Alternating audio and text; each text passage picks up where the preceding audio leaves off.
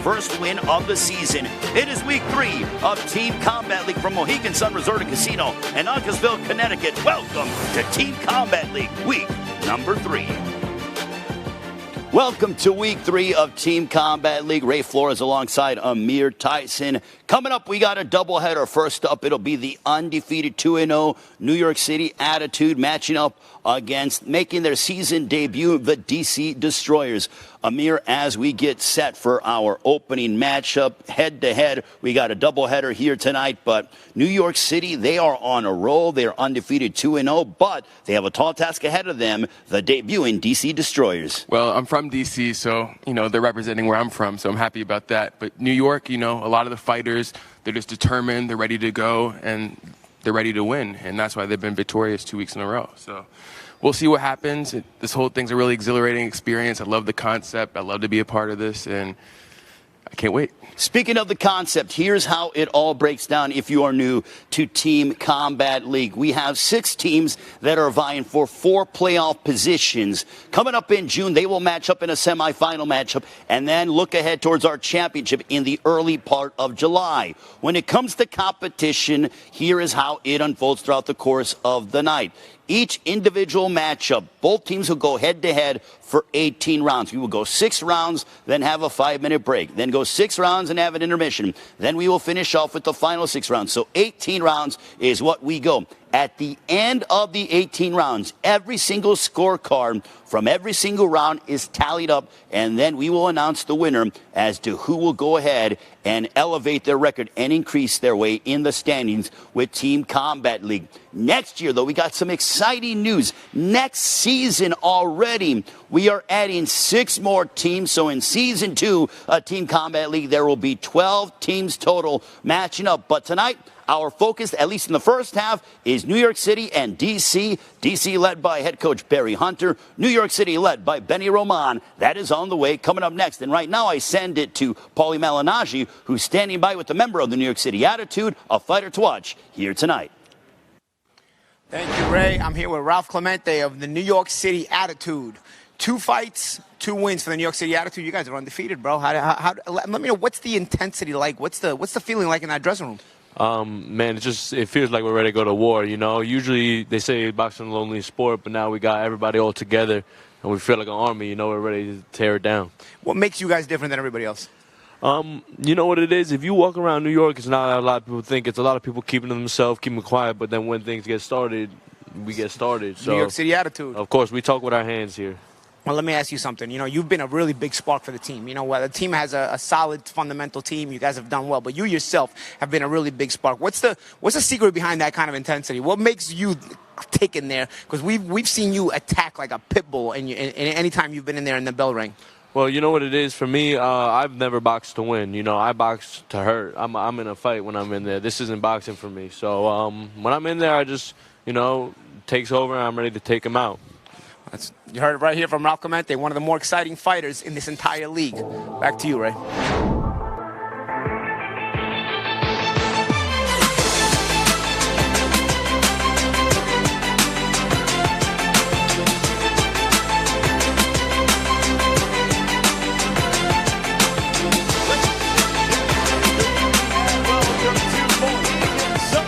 Resort and Casino here in Uncasville, Connecticut. It is time to begin week 3 of Team Combat League. Our first half of our doubleheader. We have the New York City Attitude matching up against the DC Destroyers. First up, we meet the DC Destroyers led by head coach Barry Hunter. Please welcome from the women's featherweight division from DC, Tyrecia Douglas. From the men's lightweight division for DC, here is Kobia Brady. For DC in the men's welterweight division, we present Derek Davis. For the Destroyers in the men's middleweight division, it'll be Quincy Williams. In the light heavyweight division for DC, please welcome Casey Dixon. In the men's heavyweight division for DC, we have Dante White. Also for DC in the women's featherweight division, we have Dupe and Quinola. In the men's lightweight division, Romello Webster. In the men's welterweight division, Patrick Harris. Also for DC in the men's middleweight division, Keithlin King. In the men's light heavyweight division for DC, Damon Nicholson. And rounding out the starting lineup for the DC Destroyers at heavyweight, Hasim Rahman Jr. Once again, DC led by their head coach, Barry Hunter. And now, ladies and gentlemen, we want to bring to the ring here at Mohegan Sun Resort and Casino the undefeated 2-0 New York City Attitude, led by their head coaches, Benny Roman and Ryan O'Leary. Representing New York City in the women's featherweight division, Jacob Pavlis. In the men's lightweight division, Sherbek Ramutalov. In the men's welterweight division for New York City, Darius Jackson. For the New York City Attitude at middleweight, Quasim Carter. In the men's light heavyweight division for the Attitude, it'll be Afnua King.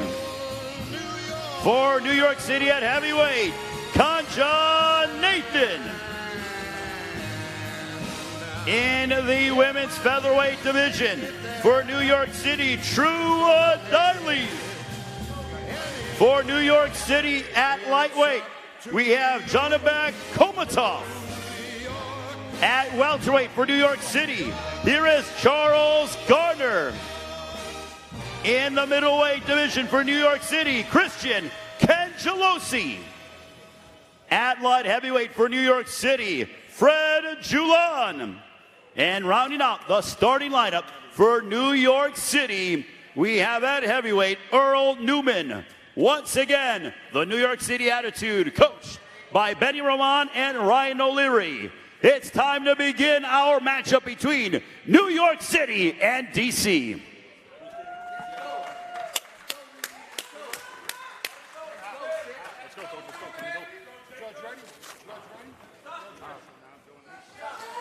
Get set for that first bell. This is a solid matchup here. New York City has been 2-0. DC's been waiting to get off the blocks, but they have a lot of it is expected from the Barry Hunter coached DC. Right now, they're just filling each other out. They need a jab. Everything needs to come off the jab. Maybe a jab to the body, a little feints. But as of right now, they're just filling each other out.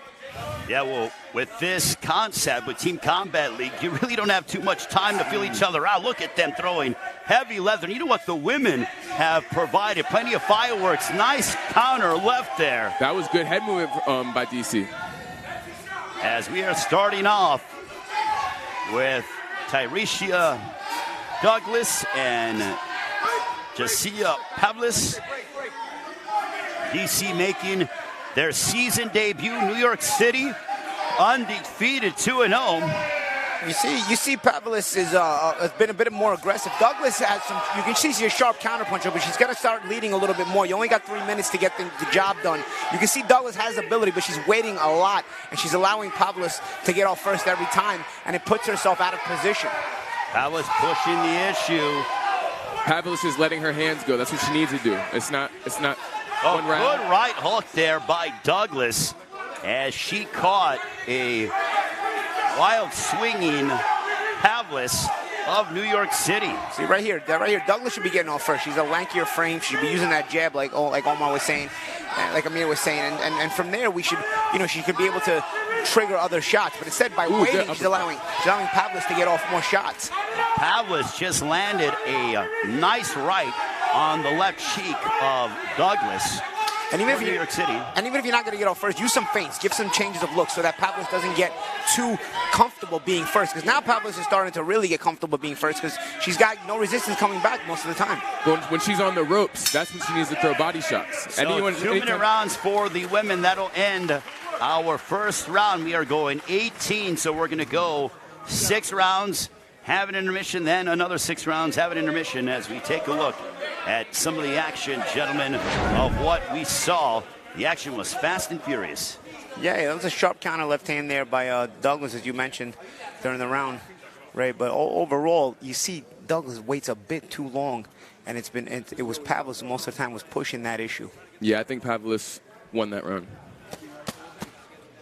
So you are saying that New York City took that. It's almost frustrating. It's almost frustrating because Douglas, you can see, has the ability if she gets off, but she just doesn't get off. You can actually see the Douglas, if she would believe in herself a little bit more and gets off shots, she probably could do some damage. For sure. So here is Kobia Breedy. Ooh, right away. Sure, Ramutalov. Look at Ramutalov going head to head. He said, "Come here." He has Breedy hurt. He's Ramutalov unloading. Breedy's hurt. And Rakhmatulov has yet to lose a round in this competition. I mean, he has been so sharp. Arthur McCanty. I don't know why Arthur McCanty. I don't know why they're making it a brawl. They're not even using their boxing skills. They're just brawling right now. Arthur McCanty just gave Breedy a break and a half. I mean, he was on his way down. That break was uncalled for. I mean, he was on his way down. Here now, let's see if Breedy can get his way back into the fight. But that was much needed for Breedy. They need to throw body shots so they can slow him down, especially Big when on the straight rope. left by Ramutalov as Breedy going forward, but Ramutalov has cracked him in a major way in the first 40 seconds of this round. Paulie, would you agree with me? Once they're on the ropes, they got to throw to the body and then the head so they could just break him down. Yeah, and that's the thing. I mean, Breedy's probably better off going to the body. He's trying to come up to the head. There he goes with a good headshot, but trying to come up to the head, and he's coming up a little bit too high. If he makes himself a small target, maybe trying to get to the body, you know, he would get out of the way of these counter shots and these sharp shots for Rakhmatulov. Because he's getting Rakhmatulov to the ropes, but then he's up too high, so number one, he can't get to the body, like you're talking about, Amir. Number two, he makes himself a target. Ooh, it's fair to say that Breedy has gotten his bell rung. His aggression has worked against him. He's going with the George Foreman high guard. Yeah, he was coming in recklessly, then he got caught with the shot. So he's, you know, he respected his power. Now he's slowing down a bit, but he needs to watch out because, you know, one punch can end it off. Well, what is interesting about this, every round counts, and Breedy's very lucky not to get knocked down because that would have been a major point swing in favor of New York City. I love Arthur McCanty as a referee, man. I thought he saved him. That break earlier in the round, there was good jab. And now Ramutalov is pot-shotting Breedy, but Breedy continues to surge forward. Breedy only has one loss on his dossier. He is 15-1 as a professional. That only loss coming a split decision loss to Tuxtu Niambiar. Also holds a 6-round TKO win over Titus Williams. He's not as sharp as Rakhmatulov, but I give him credit, man. He's bringing it. He's bringing it. They have heart. You know, they're ready for war, and they're showcasing that today. Some hooks to the body by Kobia Breedy, but Ramutalov in firm control as Breedy. I got to give Breedy credit, though. He's taking some punishment. He's not going away, and he just gets popped with a big left by Ramutalov. And that's the thing. It's the shot selection of Rakhmatulov has been superior. He's a better thinker in there. You see, again, another sharp counter there. Breedy's trying to bury him in activity, but he's getting out-thought in there. Rakhmatulov stepping around, countering, creating the angles. And Breedy, got to give him credit, like we talked about with Hart, but he's been out-thought in there. It is Ramutalov and that straight left that has been snapping back the head of Kobia Breedy as the second round comes to a close. What a big round for Ramutalov. Hey, Ray, I give that to New York as well. I have it 2-0 for New York. Yeah, Ramutalov looked very good and sharp indeed, Paulie. Oof, man, he came out and hurt Breedy right away. And you know what? It makes me wonder. The return is going to be interesting because Breedy was so aggressive. I wonder if he doesn't get hurt, he's even more aggressive. You saw earlier in the round. There, you see he was staggered there, as we saw. Yeah, his legs got real stiff there. I mean, there was a moment where it looked like he was going to go down. I wonder if we're going to see in this replay when McCanty just steps in. There was not really, we didn't get to see it there, but from really, good work there by Rakhmatulov. Good out-thinking. But, you know, credit to Breedy. He comes back. He tries to push the issue. He's probably got to adjust the technique a little bit. But certainly the determination was there. And it'll make it interesting the second time around that they'll go for it. All right, so round 3. As we now enter the welterweight division, Derek Davis and Darius Jackson. Darius Jackson representing the New York City Attitude, representing D.C., Derek Davis. Yeah, I like Jackson. He's been improving every week. For Davis, he looks like he's got a sharp left hook. He's landed one already. He's just missed the other one. Some good work from both of these guys so far. They are going at it here. Welcome to Team Combat League. If you are just new to Team Combat League, welcome to this concept. As you are seeing big straight lefts being landed by Darius Jackson of New York City. They don't respect each other's punching power. They're going straight at each other. Let the best man win. Let's do it. A little sharp right hand there by Davis as well. A good left hand by Jackson. I'll tell you what, both these guys are really good sharpshooters. This is a good little matchup here. So a couple of feints will throw one or the other off. I tell you, because when you're dealing with speed like this, drop a feint here and there, it'll really disrupt the tempo rhythm. Good shots back. He needs to throw to the body, get him distracted, and do a right hook or right uppercut to the head. Oh, good shots there from both. Again, I mean, as soon as one guy lands, the other guy responds. Very, very good work here. And good sharp shots get set up. Well, it is evident that Darius Jackson is using his height and his reach to his favor. Beautiful left uppercut delivered by Darius Jackson. Looking like James Toney there. Wow. Yeah, good defense. Good rolls. Oh, another left uppercut by Darius Jackson. And he's got him bloodied. I think he's got Davis' mouth bloodied.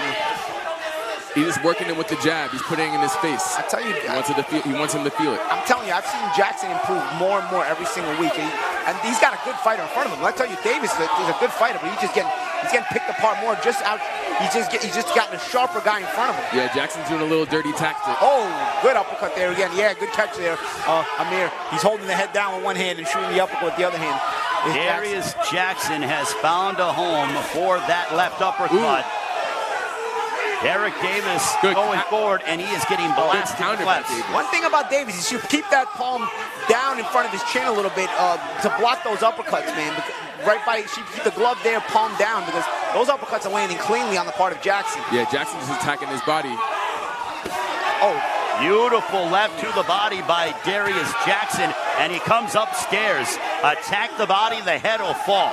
Good body shot there again. I tell you, Davis is trying, man. And he's actually landing a couple of sharp shots himself. It's just Jackson is better. That's all it's been. He's relentless. He said, throw every shot you got to me. I'm going to keep on coming. Well, Jackson is just very cold and calculated in his demeanor. He is using the aggression of Davis against him. What a performance. I mean, oof, this is beautiful stuff. Can you imagine if they actually fought back-to-back rounds, 2 rounds in a row? I mean, you can see this kid must study some James Toney work in there, too. I'm telling you, man. I mean, this is some nice work on the inside by Jackson. And I tell you what, Davis is going to have to make adjustments the next time he sees him, because he's been a sucker for the uppercut, and it's probably been the difference in the round, is that Jackson uppercut. What I like about Jackson is that he kept on working the body. Yeah. A resounding start to the first 3 rounds for New York City, as we'll go back and examine some of the action from the 3rd round with Darius Jackson and Derek Davis.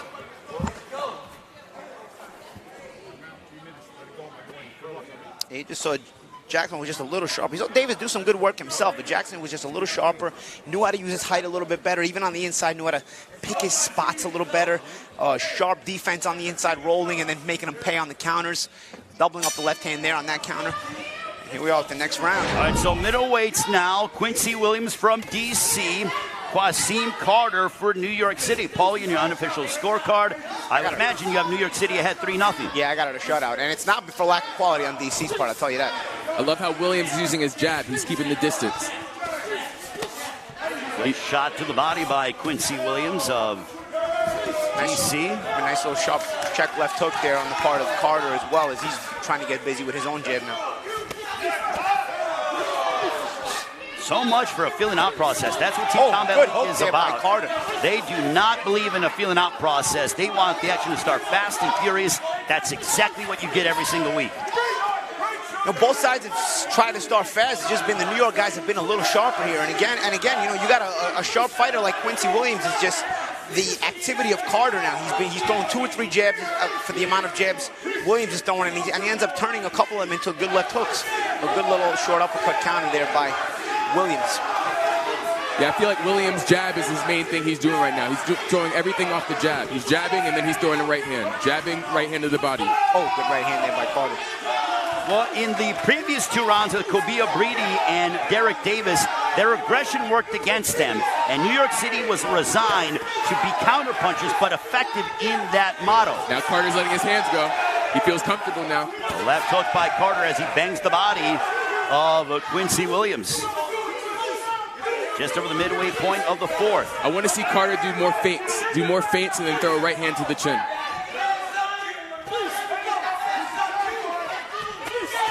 Overhand right being delivered by none other than Quincy Williams.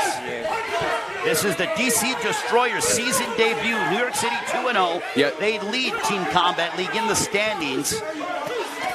Tides of turn. Good shots there by Carter. Good shot to the body. Yeah, that's a couple of body shots. Beautiful shot to the body. Again there by Carter. Oh, not right hand there by Williams. Mouthpiece is out. That was probably the best punch of the fight so far from Quincy Williams for DC. That right to the chin of Quasim Carter knocked out his mouthpiece. That's what I wanted to see from Carter. If he just faded through that right hand, and that's exactly what happened. Yeah, Quincy Williams throwing that right hand right on the chin of Quincy Carter, or Quasim Carter. And DC needed this kind of round. Good shot to the body. That rocked Carter as Williams going forward. Williams might have won this round for DC. Yeah, he definitely and it's did. a much needed round for DC. And I think Williams actually taking more and more control of it as the round progresses here. So a significant round for Quincy Williams to quote-unquote stop the bleeding. Likely it is now 3-1 in favor of New York City. That right hand changed the whole course of the fight. Now he's the aggressor. He's the stalker. Oh, but look, coming back is Quasim Carter. He's got to not open himself up. He's got to stay responsible defensively after he comes back. As Williams has a sharp counter right hand that he also landed after that sequence. Much needed round for DC, in my opinion. Good. 4 rounds in the books, gentlemen. Good quality boxing. So Quasim Carter coming up a bit short, at least from our estimation, of Quincy Williams at DC. Yeah. I mean, good body shots, good exchanges of hooks there in this particular replay. But overall, as the round progressed, it was Williams who just, was getting off more accurately, and it seemed like Carter's intensity slowed just enough for Williams to start to take over more and more. So Casey Dixon out for DC, Afunwa King for New York City. So, Paulie, from your standpoint, you have a 3-1 in favor of New York City. Yes, sir. Yes, I do. So right now, there is a uphill climb that DC needs to go ahead, and they are facing, as we are underway, this one in the light heavyweight division. Good exchange to start. Good shots to the body and head. Dixon. Great throwing heavy leather. Great combo by King. King coming forward, but back comes Dixon. I think Dixon has the shorter shots. King looks like he wants to be trying to turn it into a physical affair here. Let's see which side wins out. But man, I'll tell you, Dixon threw some heat on that. Big right hand by Dixon of DC. Yeah, big uppercut. But I'll tell you what, King is putting himself in that position by bending over like that at the waist on the inside, and sharp eyes on the part of Dixon to see that and throw that uppercut. So King is throwing wild, looping shots, and he's good hook shot by Dixon. Good hook shot by Dixon. Good shot to the body by Dixon. And King, I think, is doing a smart thing. Now he's starting to go to the body there. He figures, you know what, let me try, instead of trading headshots, try to get myself to the body. Beautiful counter right hand by Dixon as King comes forward. It's interesting because typically it's DC who has been super aggressive, but here King for New York City is being aggressive, and he's being countered by DC's Casey Dixon. DC knows that they're losing the fights. They're losing the round, so they had to step it up, and he's doing it for his team right now. Yeah, Dixon, good hook there by King, but Dixon overall has the shorter attacks, and the shorter attacks allow him to get off the cleaner combinations. Just over the midway point of this 5th round, Casey Dixon seems to be getting the better of the exchanges with Afunwa King of New York City. A nice right hand on the left cheek of Afunwa King. Nice right hand again there by King. Dixon's letting him throw punches, but he's countering him beautifully. Every shot he misses, he makes him pay. It seems like the better technique is on the part of Dixon. It's just a matter of, as long as he doesn't let King outwork him, it looks like Dixon is going to control this round. King is doing subtle movements. He gets hammered. King got hammered by Dixon. as King goes backwards. He got clobbered with the right. Yeah, it was also his own left hook missing. I mean, driving him in that direction as well. His balance is off as far as his technique is a little bit wild. See again there. King is hurt. He's just throwing punches, not even putting his hands up. After he throws it, he's throwing it recklessly. And Dixon's taking advantage of that. Another critical round for DC as they look to get closer to even up this matchup. From our standpoint, 3-1 as of right now in favor of New York City. This could make it 3-2, barring anything significant happening for New York City. Yeah, it looks like they just had to get off the schneid, and once they did, now they've taken control here as Dixon is having himself a pretty good round. Ooh, good. Oh, big leg down goes King! Oh my goodness! Beautiful left hook to the chin. And I'll tell you what that is, technique. I'll try to explain it in a second. I'll show you on the replay. Wider left hook. They both threw left hooks. King's left hook was the much wider shot. As I said earlier in the round, King throws much wider. Dixon throwing the shorter shots, and it's allowing him to control the round. Well, that was a microcosm of the whole round in one moment. They both went to throw left hooks. King was much wider. Dixon's was much shorter, so it got the target much sooner. There it is again, right there. They're both going left hook by Casey Dixon of DC, and Paulie, that might have evened up the matchup. Yeah. I mean, a 2-point round there, much needed 2-point round for DC. And again, I mean, this is why you work on your technique in the gym. You keep your shots short. You clean it all up, and that is exactly the reason right there. Both guys their left hooks took off at the same time, but Dixon's was shorter. It landed first, and he got the knockdown because of it. And that's a 2-point round for DC. And Amir, for DC, they seem to have gotten off the schneid, so to speak, because they were making their season debut. This is a new concept. They seem the first 3 matchups, it took them a little while to get going, but once they have gotten their footing underneath them, they have been a runaway train in their previous 2 matchups. It's like anything in life. You know, if you're new to it, you got to adjust yourself to it. And once you're adjusted, it'll feel like second nature. It'll feel like riding a bike.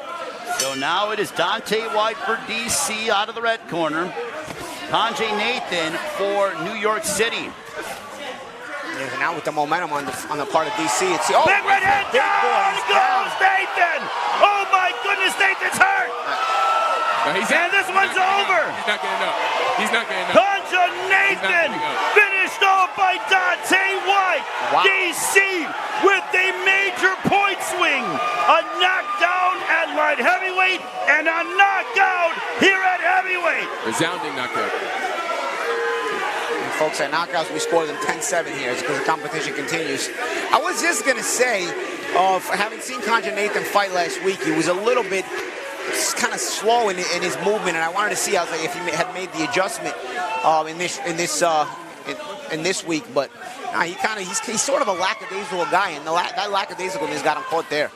So DC has surged ahead with the knockout of Dante White over Kanjay Nathan. Yeah, big shot here.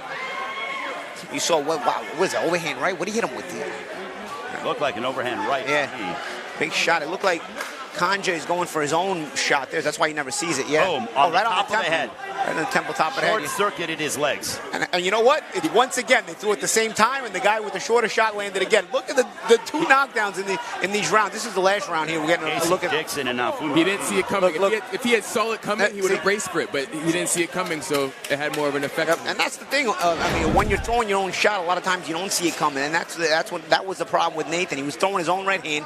Again, you want to make sure you throw those shots short, especially when that's at close range like that, because if the other guy's throwing his shot shorter and he's also throwing the same punch, this is going to happen.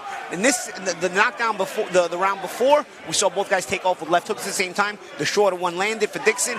This round, both guys were taking off with right hands, and the shorter one lands for White. And this one got the knockout, a 3-point round for DC. What a turn of events after the first 3 rounds had been won by New York. So that is how the first 6 rounds have unfolded. DC likely on top of New York City. Wow, what a way to go ahead and end those first 6 rounds.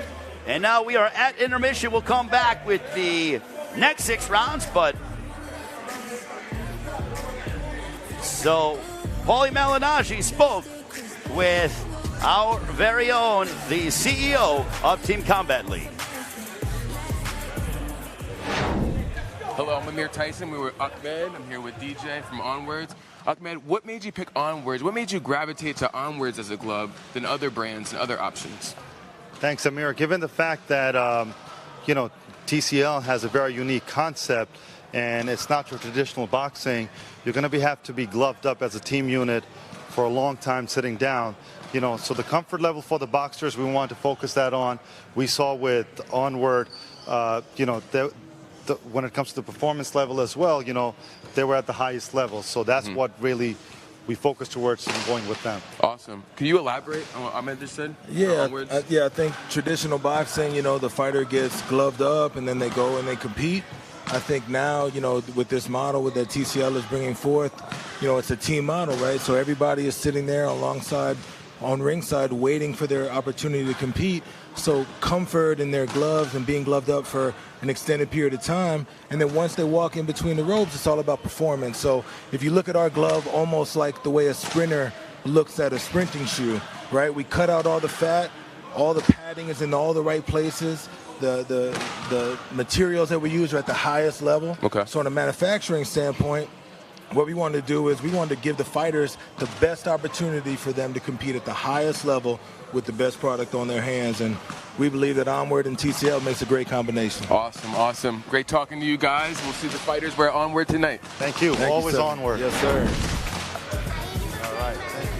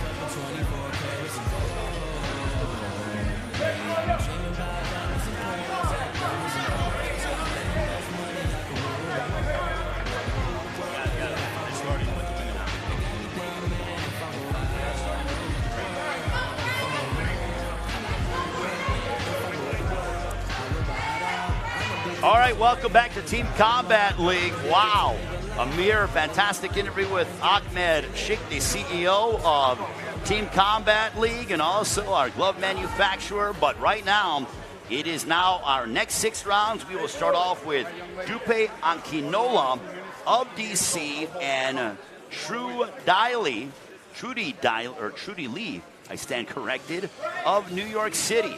It's like any of these fights that are coming on tonight. It's who wants it more.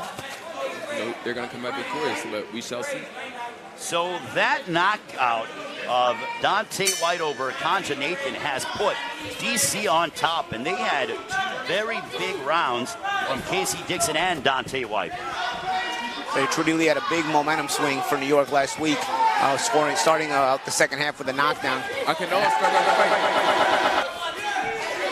Akinola going forward, and she gets popped with a sharp left hook. Yeah, Akinola has a good aggressiveness. She's got to be careful not to walk into the shots. Good hook, good right hand there by Akinola. Big right hand from Akinola. You see Lee trying to catch it. She's trying to keep it short. Ooh, good Nice shot right to the body by Akinola. And a good catch and shoot left hook from Lee. She has power, but she's smart. She knows that she's... Now she got to be careful, though. Akinola keeps walking into those left hooks, leaning in. She keeps on shooting that shot to the body. She's going to stay where she's at, and she's going to attack from there. But she has to keep on throwing her shots to the body and then work on from there. Some intensity. Akinola definitely the more intense of the two here. Akinola with the big overhand right on the left ear of Trudy Lee. Another big right hand. They both are having their moments for DC and New York City. Not backing down, though. She's bringing the fight to her. Good round there. So this could be still the fight for it. I think Akinola was leading the round just a little bit, but still a minute of boxing here. Let's see if Akinola can keep up this level of intensity. I feel like they need to settle down. Can't go straight back like that, though. Akinola can't go straight back like that. If she gets clipped, going straight back, staying up high. It's going to be interesting to see, because she got really intense in the first 2 minutes. Let's see if she wears down. Going forward is Akinola, but responding back, Trudy Lee. She got popped with the right hook. Trudy Lee going forward. I would hate to be a judge in this particular round, because, guys, I think it hangs in the balance. Yeah, it's last 30 could be still one here in the end. Right now, I think it's Akinola's round, but anything could happen. Well, everything pretty much did happen with Akinola and Lee. Wow, what excitement to begin the second third of Team Combat League. Yeah, this thing got off to a riveting start right away. You see, Akinola trying to get off on the jab right away, but then that right hand was a big punch in the round there. Akinola was able to land it a couple of times. So you saw it in this sequence. She landed it a couple of times there as well. But Lee came back as she was driving Akinola back as the round progressed and started landing some shots on her own. But Akinola was undaunted. I edged it to Akinola a little bit, but it was a good round. So now in the lightweight division, Romello Webster for DC, Jonabek Komatov for New York City. Paulie, who would you give that previous round to? I give it to Akinola DC just slightly. So New York is definitely in a hole at this point on my card. Potentially. They're feeling each other out, throwing the jab, and any opening they're going to exploit. But right now, they're just figuring each other out. Good stiff jab by Romello Webster, starting off very aggressive, popping the jab and placing it in various positions. Yeah, both guys waiting a little bit too much for my liking, though. These guys got to get going a little bit. There's an opportunity. You only got 3 minutes, and there's a big opportunity. Good shot to the body by Jonabek. Yeah, it's to the point where even just jabbing effectively and using the ring generalship can win you the round, which is prerogative. Good hook there by Jonabek. Jonabek may be gaining some confidence after that left hook he landed. Webster has been using his jab as his primary weapon of choice. Jonabek Komatov waiting on the openings to try to land big power shots like that to the body. Jonabek needs to watch out for Webster's left hook when he comes in, though. He's trying to hurt him with the left hook. He needs to be aware of that. Keep his hands up. I'll tell you right. Overhand right for Komatov. I'll tell you what, Ray. Webster should at least go back to using that jab that you mentioned, because he's not even doing that anymore. I don't know what he's waiting for. He's literally moving scenery to be landed upon for Komatov. I mean, and in a position, this is not an 8 to 10 round fight. You don't even have 4 rounds consecutively. You have 1 round, 180 seconds to work. And Jonabek's combinations are getting more confident. He's varying well to the head and body. And you can see Webster has natural speed. He just waits too long. I love Jonabek's shot selection. He knows when to throw, and he's throwing the right shots. Yeah, and really, it's almost like he knows at this point he's reading Webster's body language, and he knows how to get to him. Well, what's interesting is Komatov was the counterpuncher in the first half of the round, but now with Webster sort of just waiting and not throwing, it is Komatov who's being the aggressor and is fully completing the round. And you can see that both of these guys do have a counterpunching mentality. It's just that Webster, when he does have make Komatov miss, he doesn't really counter that much. There's an attempt to check left hook that missed, but Webster's got to get off more counterpunches, because at this point, it got to the point, like you said, Ray, where Komatov got more aggressive and he was putting punches in combination, and those are harder to counter. He looks really fatigued, Paulie. Good hook there left again. hook by Komatov. Webster looks fatigued when he's coming at him. That's why he's slowing down. Look, this is an important round for New York, and I tell you, Komatov has had himself a good round. If he can hold this advantage in the last 20 seconds, get that momentum back for New York, momentum that had been lost a lot for New York, and Barry Hunter's DC had really, really taken control of this battle. Final moments of this men's lightweight matchup. Jonabek Komatov for New York City having the advantage. Counter right hand, and then he has the presence of mind to drop to the body and rip a body shot in there. Good round for Komatov. Really, really, like you said, really impressive shot selection. Really, I like the way it was not just that you go to the head and body, because a lot of guys do. It's at the moment that he decided to go to the head and body. Really sharp. See some of that action, and we see See, a little feint, look at a little feint with the left hand, and then coming over the top with the right hand there by Komatov. See, again, I like how Komatov uses a couple of throwaway punches to set up the second and third punch of the combination, and he really put Webster in position to be hit there. So now we got Patrick Harris of DC matching up against Charles Garner, and I would have to say that New York City, they were trailing as we began this, the 7 through 12, but now New York City has once again surged ahead, and I think we have an even matchup, guys. Nah, I mean, maybe in this half is an even matchup, but overall, because of that, DC? because of the knockdowns, I got DC ahead because of the knockdowns in the first half. Right now, I got it 1-1 in this half, though. They're just doing feints and seeing who's going to give in first. So we got Patrick Harris representing DC. He's wearing the white and the blue, wearing the green and blue is none other than Charles Garner. Oh, good shot with a counter there by Garner. Garner has shown himself to be really effective so far. We've seen him the first 2 weeks. A little tactical battle by these two guys so far. Neither man has landed any. Oh, look at that. That was a straight left by Patrick Harris, but Charles Garner was off balance. Yeah, but still, it's a good shot landed and then much needed. A nice little uppercut there by Harris as well. I like how Harris tried to go to the body and go right to the head. Confuse your opponent. Oh, that's a good right shot. hook by Patrick Harris. Returned by Charles Garner there. Good tactical battle here. Both of these guys really thinking in there. Oh, nice right hand by Charles Garner. That's his best punch in the round so far. And I liked how he feinted the left hand downstairs and used it to come upstairs. And all the fight for here is we're going into the second half. Good right hand there by Garner. Nice return body shot by Harris. Right now, I think it's a pretty even round, right? And who doesn't love a good East Coast matchup? Oh, yeah. New York City and DC. And two rich boxing cities. Both of these guys getting confident with their body language. They both landed good shots. They've both been respecting each other. Garner coming back lefty. Big right hook upstairs by Charles Garner. Yeah, he turned southpaw and came back with a big right hook. So Patrick Harris went fishing and he got popped with a right hook. Compliments of the New York City Attitudes, Charles Garner. As a matter of fact, the hook was so good that he stayed in the southpaw stance now. Let's see how the second half of the round goes. And let's see how Harris deals with the change of stance on the part of Garner. Well, Harris appears to be befuddled check hook as he just got tattooed with the right hook and from the Charles Garner. And the left hand there as well. Garner's rhythm has completely changed here in the second half of the round. Right now, Garner's outboxing him. He's getting his punches in. He's doing what he wants with him. I think he's following his game plan at this moment. Right now, I would think. But now Garner goes back to conventional. His confidence back is on the soaring. jab. He's just playing with him at this point, right? Look at this. He's shrugging the shoulders, going from conventional southpaw, a right hook. He's feeling it. Those check hooks are deadly, by Harris dropped some feints there because he's got Garner in a position where he's feeling it so much. He's in a rhythm. Drop some feints, disrupt that rhythm. Harris has dropped punches, but if he doesn't feint, he's going to only allow Garner's confidence to grow. Because right now Garner has his entire timing down pat.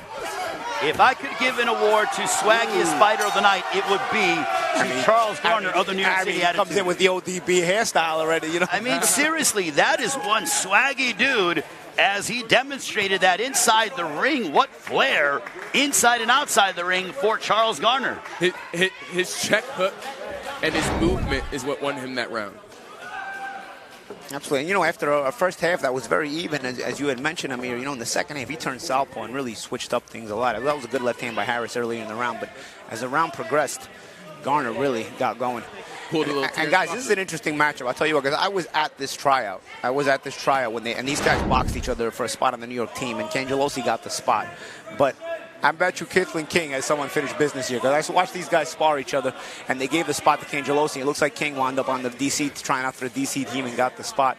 So I'm wondering if this. Well, now I just gave you the background on this, so let's see how this round starts. When somebody says you're not good enough to play on my team or fight on my team, and someone else signs you, and then you match up against the team that said you're not good enough, you have extra pizzazz behind it. Yeah, how many times have we seen that? You know, in sports in general, when guys go up against their old team. Good hook bucket.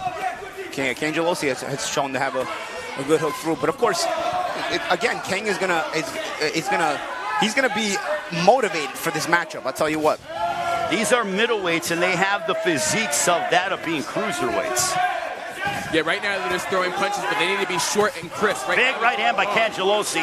That rock King. They're throwing long, and they need to shorten it up. Yeah, Cangelosi has a snappy jab. If I'm him, I would be using more the jab to set King up a little bit for the bigger shots. You're throwing wide shots with King, you're gonna wind up playing his game. And King is, again, like I said, King is motivated because, like I said, he didn't get the spot on the New York City team because of Cangelosi. So he's gonna be motivated to let New York know that they made a mistake not picking him. I love Cangelosi's jab, and he's really taking control of the fight. A counter right hand from Keithlin King.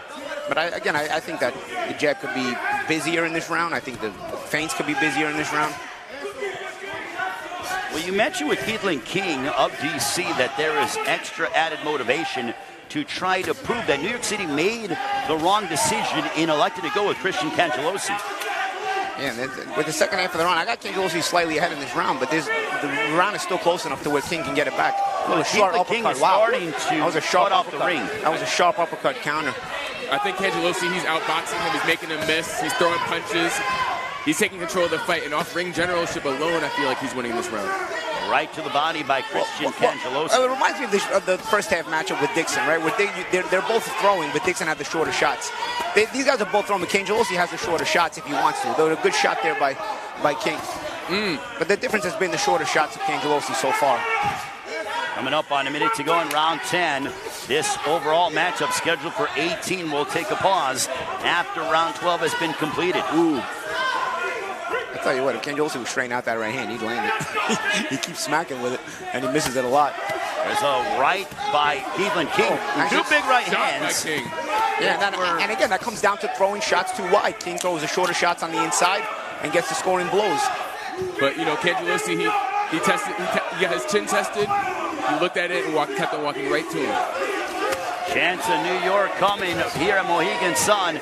Cangelosi with the nice combination upon Keithlin King, but a counter right for Keithlin King. Oh, a left hook by Cangelosi. King is hurt. King is hurt. I don't know if Cangelosi realizes it. A left hook, Christian Cangelosi picking up the pace after he ate a right hand from Keithlin King. I love his chin. He gets punched with a hard punch. King is hurt. Right back. Couple of rights by Christian Cangelosi. Referee says no, that was a push. That'll end round 10 between Christian Cangelosi. I tell you, that was closer. I was at when they sparred. That was closer to when they sparred. I think Cangelosi got the round, but King's motivation showed, man. He was hungry. Cangelosi making a miss. Yeah, King early on in the round was coming up just short, and Cangelosi was able to score those shots. But as the round progressed, King was able to get in some short shots of his own. And it was also for the fault of Cangelosi, who kept throwing that right hand so wide and allowed King to get inside. And then it was able to get a couple of scoring blows in there, like right there. And he was in that position right there because of the wide shots that he threw, allowed King to get inside in the clinch. And then on the ensuing exchange, King was able to get off those shots. Well, here's a matchup between DC Destroyer's own Damon Nicholson and New York City Fred Julan. This is a terrific matchup in the light heavyweight division. Damon Nicholson actually went the distance with Edgar Berlanga and is a quality, I would say probably top 20, super middleweight to right outside of the top 20 is Damon Nicholson. Yeah, and Julan didn't have a good first week when we saw him. We didn't see him the first week, but the last week was the first time we saw him in action. I'm wondering about the adjustments if he'll have made any in preparation for this matchup against Nicholson. Nicholson needs to be careful when he's coming in because he just recklessly came in a little bit, but needs to have his hands up and knows where his opponent's punches are coming. Yeah, Damon Nicholson just fought against Demetrius Andre back in January. Responding back is Fred Julan of New York City. There's a right on the top of the head of Damon Nicholson. Julan being hyper-aggressive. Julan makes one mistake that I've seen consistently last week and this week. He looks to get there and then throw instead of instead of using deception to get inside. He tries to get there and then throw instead of punching as he's coming in. Julan's getting hit with the harder punches at this point. Once he's inside, he can get off some shots. Nicholson, for me, is throwing the shorter shots. But right here, right for you, watch what as he tries to close the gap. Watch what he does. If you get a chance here, as he tries to close. Right now, it's been Nicholson closing the gap for him. When Nicholson is starting to settle into what this action is all about, it starts off very hot, and then it simmers, and you really get to see who's able to take over with the ring generalship and with the higher boxing IQ. They need to throw more combinations, though. They're just throwing one punches at a time, wild combinations. They need to throw crisp, every combination off the jab, throw shots to their body, and now make an impact on turnaround in the fight. There's a right hook from Fred Julan in New York City. Yeah, good catch and shoot there by Julan, and then he followed it up with some decent shots there as well. Well, the thing with Nicholson, though, is he can't afford to get outworked by Fred Julan. Even though Nicholson is likely the superior technician, he can't afford to wait, especially in a 3-minute round, or with only having 3 minutes to work. Yeah, and Julan is, well, I'll tell you what, Julan may be able to get this round back in the last 40 seconds if he keeps this up. He's had a really positive last 30 seconds. It's almost like Nicholson punched himself out, you know? Damon Nicholson has to be the mindset, I don't have a full 10 rounds to get going. You got to get going from the outset. And he did get going. I mean, early on, he was in control of the round, I felt. But now, he's really allowing, if he's a sitting target, he's allowing Julan to really work. There's one thing about Julan, he doesn't have the most ability, but if he gets you trapped, he'll work. He's a workhorse. I love how Julan's getting him to the ropes and attacking his body. That's what he needs to do. He needs to keep him on the ropes, and then with that head opening, he needs to punch him right to the head. Especially, I mean, that's a good point, especially when you got a tiring guy in front of you. You can see Nicholson's intensity diminished at the end, so those body shots do even more damage. I'll tell you what, I'm going to give that round to Julan, man. I mean, he came back roaring, because the part of the round that he was controlling was much more, what's the word I'm looking for? Much more obvious than the part of the round that Nicholson was ahead in. Nicholson controlled the first half of the round, but it wasn't in the manner that Julan controlled the second half. Control, exactly. Yeah. Going off what you said, Paulie, I think he tired himself out, and then Julan just took advantage of that. Yeah, and you know what? You still go to the body against a tired guy. Yes, sir. Gets him more tired. Yes, sir. You know it. Now we go to the heavyweights. Hasim Rahman Jr. and Earl Newman. Earl Newman, an Olympian. Hasim Rahman Jr., he has lost 2 in a row.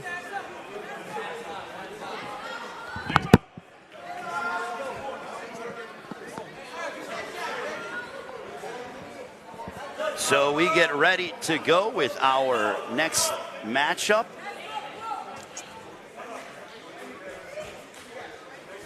DC in the heavyweight division. Earl Newman. It's not Rahman in the ring right now. New York City. Yeah, it's not Rahman in the ring. We apologize about that.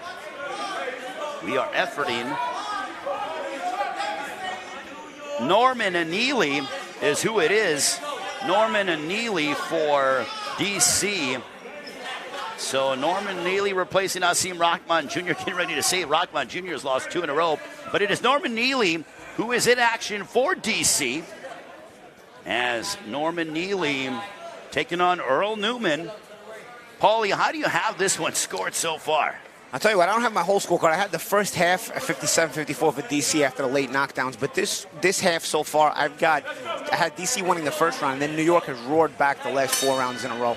All right, so I'm not a mathematician. We will tally that up during our intermission. But Norman Neely for DC. DC led by head coach Barry Hunter. Earl Newman for New York City. Earl Newman's one of those guys that is pretty much a constant. You know, he's a solid fighter.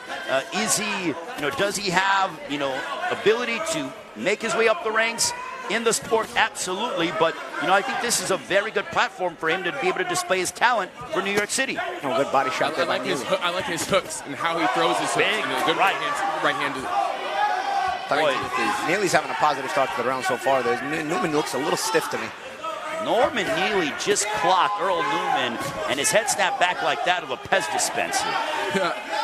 Yeah, Newman, he's starting the round. He knows this is his opportunity to shine, and he's taking advantage of it. Throwing jab, everything off the jab, he's winning the round. A left hook that misses for Norman Neely.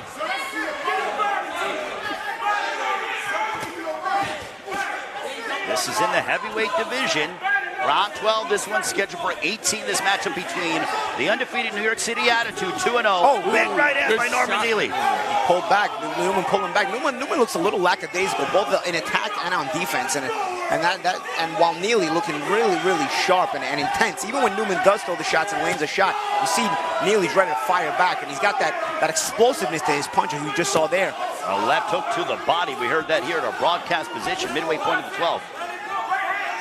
Neely, I think, is looking for the knockdown. You know he wants bonus points for the DC Destroyers. Good shot by Newman. Yeah, good combination there by Newman. He's got to loosen up a little bit, because I tell you, you let a guy like Neely start to get comfortable, he's going to start zapping those shots in there. He did a lot of intensity, a lot of momentum on the punches Neely throws. All I know is that if Newman doesn't throw more punches, he's going to use the round. Jab there. I think Newman has gotten a bit shy because he has been hammered with some sledgehammers. Compliments of Norman Neely. For the last 20 seconds, he landed a couple of good jabs. Let's see if he's able to get momentum back. Tell you what, he's starting to land himself. Starting to work Neely a little bit. Will it be enough, though? Is there only 50 seconds left? He's gotten it. I think Neely's hurt a little bit. Tell you what, Newman, I tell you, I started noticing about the last 30, 40 seconds ago that Newman started getting his jab going. He landed a couple of shots, and you could see the body language of Neely start to change.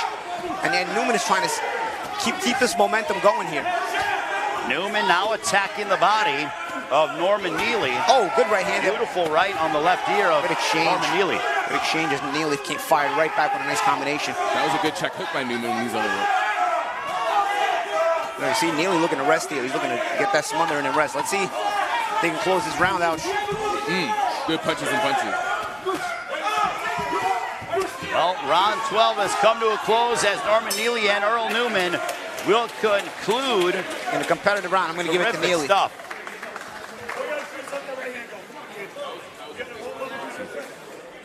And it just reversed. When Neely was controlling it initially, then the tide turned and Newman started taking over. Well, take us through what you saw. Yeah, Neely early on was really sharp. It almost looked like Newman, like, I don't know, like he wasn't ready to fight in this round. Almost like they called him, like, hey, you're in, when he didn't know he was in. And he started the round out really lackadaisical. But as the round progressed, you saw Newman start to get things going a little bit, got his hands moving. I don't think he ended up doing enough to get himself back in the round. I gave the round to Neely, but at least you saw something that maybe you'll look forward to when these guys see each other again later in the competition. So the first 12 rounds are in the books between New York City and D.C. We're going to come back. We have 6 more rounds to go. We go 18 total rounds. But right now, I am privileged to be joined alongside by the boss, the CEO of Team Combat League, Ahmed Sheikh. Ahmed, it is great to be with you.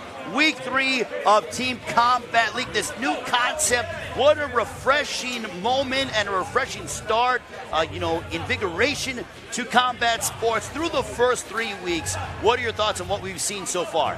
It's amazing, guys. I mean, the response has been outstanding. I mean, I didn't think we were going to be going and already looking to go into season 2 and see exactly who all we're going to be adding. So the response has been amazing. The championship rounds, as you saw tonight, what happened in the first 6 rounds. I mean, in the 6th round, the champion coming out, the heavyweight out of New York City, who was undefeated, and everybody got all their bets on the heavyweight champion, and look what happened. Comes out, and there was a knockout. That's what we love to see, Paulie. I'll tell you what, Ahmed, I've been excited about this matchup. What do you think as the night progresses? How do you see our third and final round with New York and DC going? What do you think? Hey guys, look, I mean, this is a very close match. Yeah. DC really brought it on. I'll tell you what, they started slow, and I like the way they got themselves back in it with late in the first half. I mean, those knockdowns in those fights really set the tone for them. New York fought their way back in the half we just saw. I've got DC up by a point, but man, I can't wait to see this third part of the match of last 6 rounds. I don't know. I really can't call a winner so far. Oh, no question about it. You know what? It's one thing, too. You hear about big fight jitters, but I think it is becoming a thing with Team Combat League jitters, especially when you're making your debut, because it is a new concept. You're starting to learn and get your footing. LA has told us, wait until you see tonight in the second half of our doubleheader. We are going to perform a lot better. When it comes to DC, it was a new concept to them, and once they saw a couple of their guys get in there, I think they really started to flourish, Ahmed. That's right. I'm not surprised. They have a very experienced coach on their side, Barry Hunter.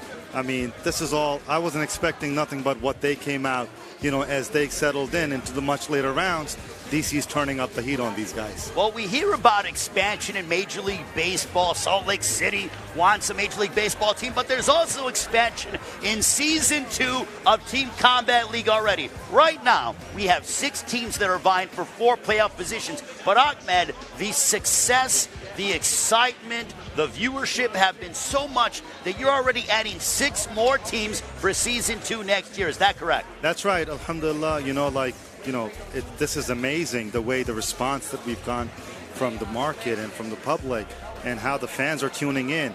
We're already hearing from all these different cities, hey, come to our city. We guys are ready to go for you. We decided that it's better that we get started now, looking and going our focus towards Season 2. And yes, inshallah, just to let you guys know, on the East Coast, we're going to be adding 2 more franchises. One of them happens to be in Tampa Bay. And then as we move along, you guys will get to see exactly who all we're adding. Well, I'm hearing that, a Boston team as well, Ahmed? I mean, not giving away too much? I like the fact that, this allows those diamonds in the rough to kind of creep through the cracks and get picked up in a league like this. And you get to see some real talents there that maybe you might have not seen if this league didn't exist. I mean, in the rounds we've watched tonight and the previous weeks, we've seen some real talents that may have slipped through the cracks that maybe the major promoters or major networks didn't quite see in the standard of your traditional boxing setting. But in this boxing setting, these guys are shining. That's right. Also, Ahmed, not to, go ahead and take anything away, is to echo Paulie's point. You're seeing the stars of tomorrow. You're seeing fighters who have fought at a high level. Damon Nicholson just fought Demetrius Andrade on pay-per-view. And lo and behold, he's here with the DC Destroyers. I mean, isn't it just amazing, right? Team Combat League, it's all about equal opportunity. And look, this is what we're doing. They're out here, all the kids, all the fighters, they're out here, and they're giving their best shot. All right, Ahmed, thank you so much. We're getting ready to begin the last 6 rounds. Ahmed Sheikh joining us, the CEO of Team Combat League joining us. Get ready for our next 6 rounds. We're going to find out who's going to be victorious, New York City or DC.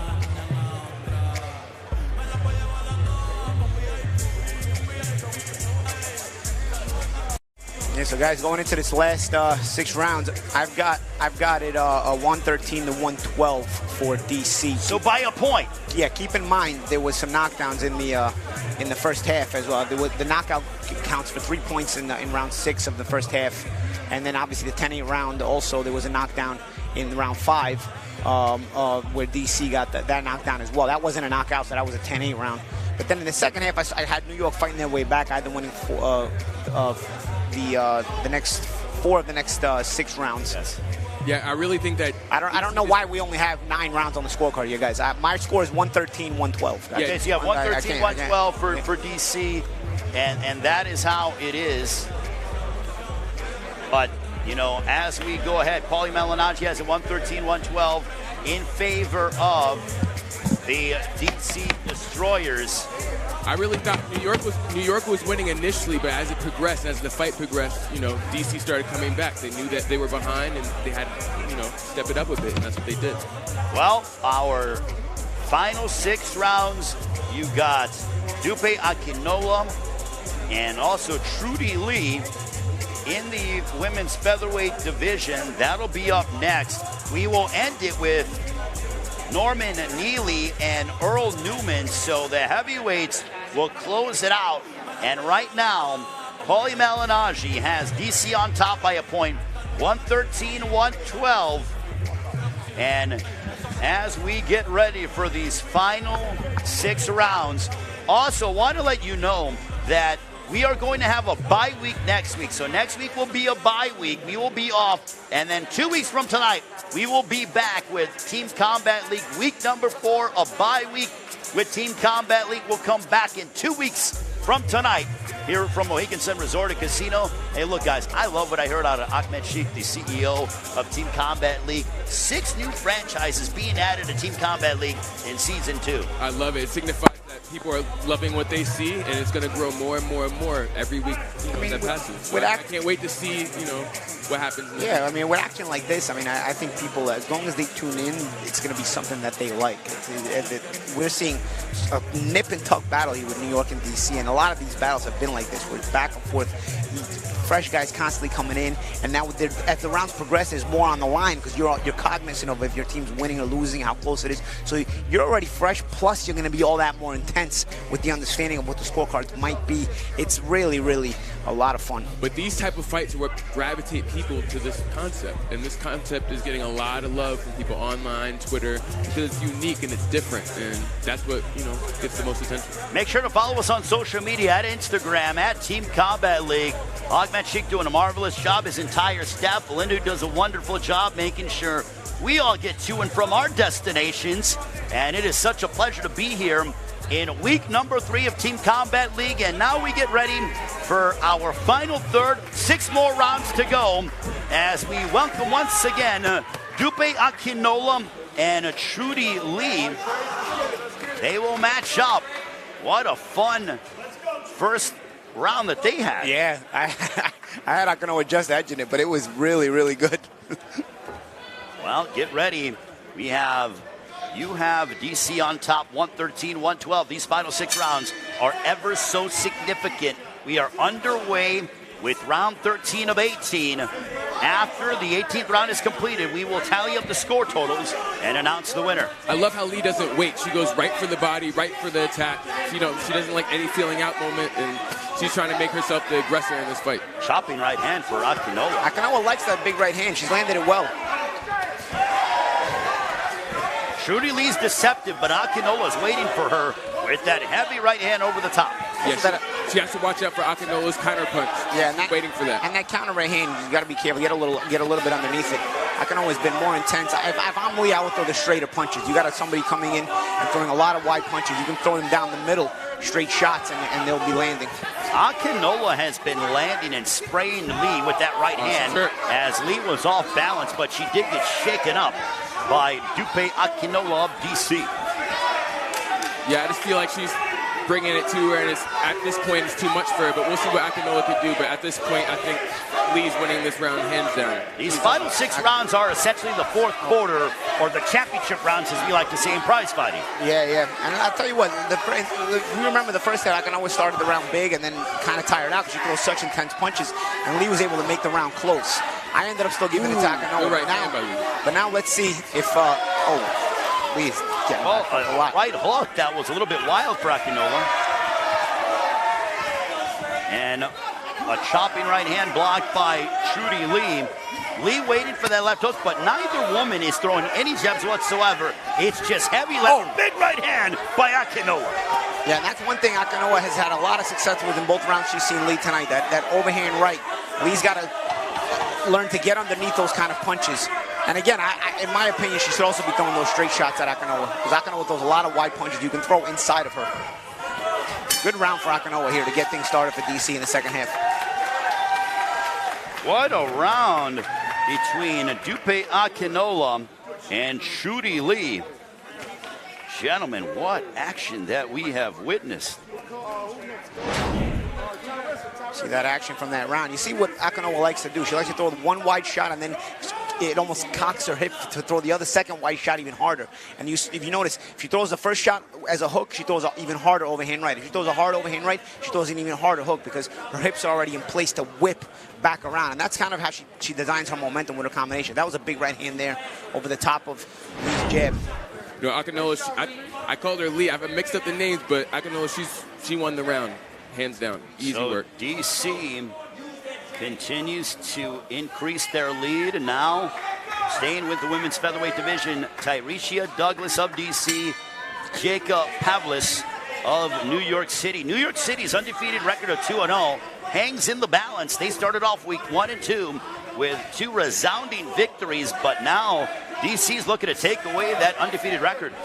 Tell you what, this was an interesting match the first time around. I feel like Douglas has ability, but she doesn't believe in it enough to get her hands off. And Pavlis does believe in her ability. I don't think she's as talented as Douglas, but she mauls her and gets the job done. Although Douglas still landed some good short shots on the inside here. Pavlis is bringing the fight to her, though. She got her on the ropes, and she's throwing relentlessly, but she's fighting back. Oh, good shot. Douglas just ate a left from Douglas, a right uppercut by Pavlis of New York City.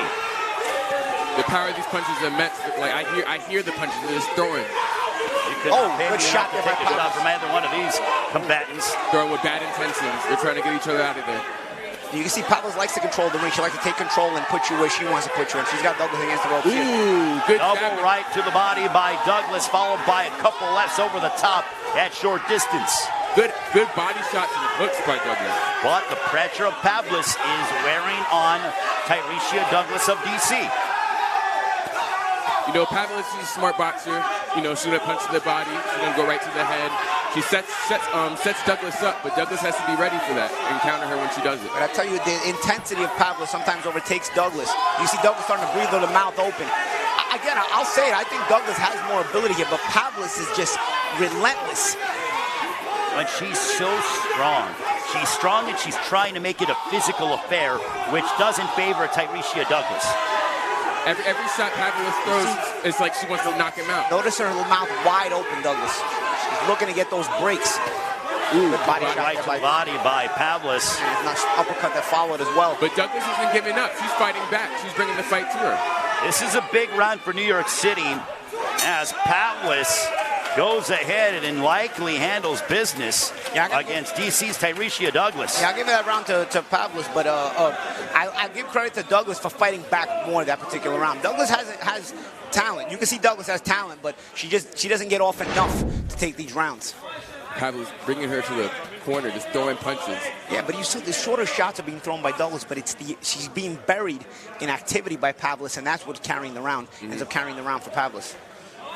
So right now, Paulie, coming up next, it'll be the men's lightweight division. Kobia Breedy and Sherbek Ramutalov. This was a good matchup the first time around because Breedy, I'm curious about this because Breedy's so intense, but he got hurt early in that round because otherwise that would have been a close round.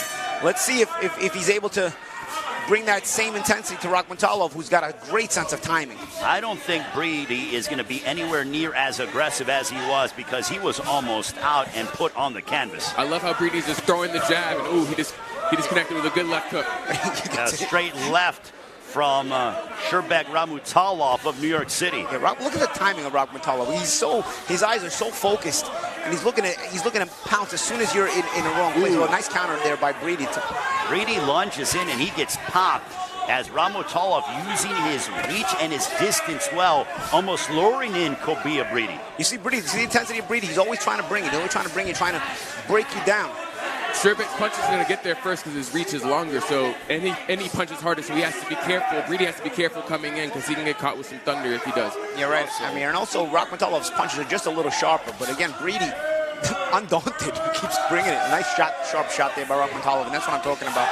Here's something that I agree with from Breedy's. He's using movement, finally.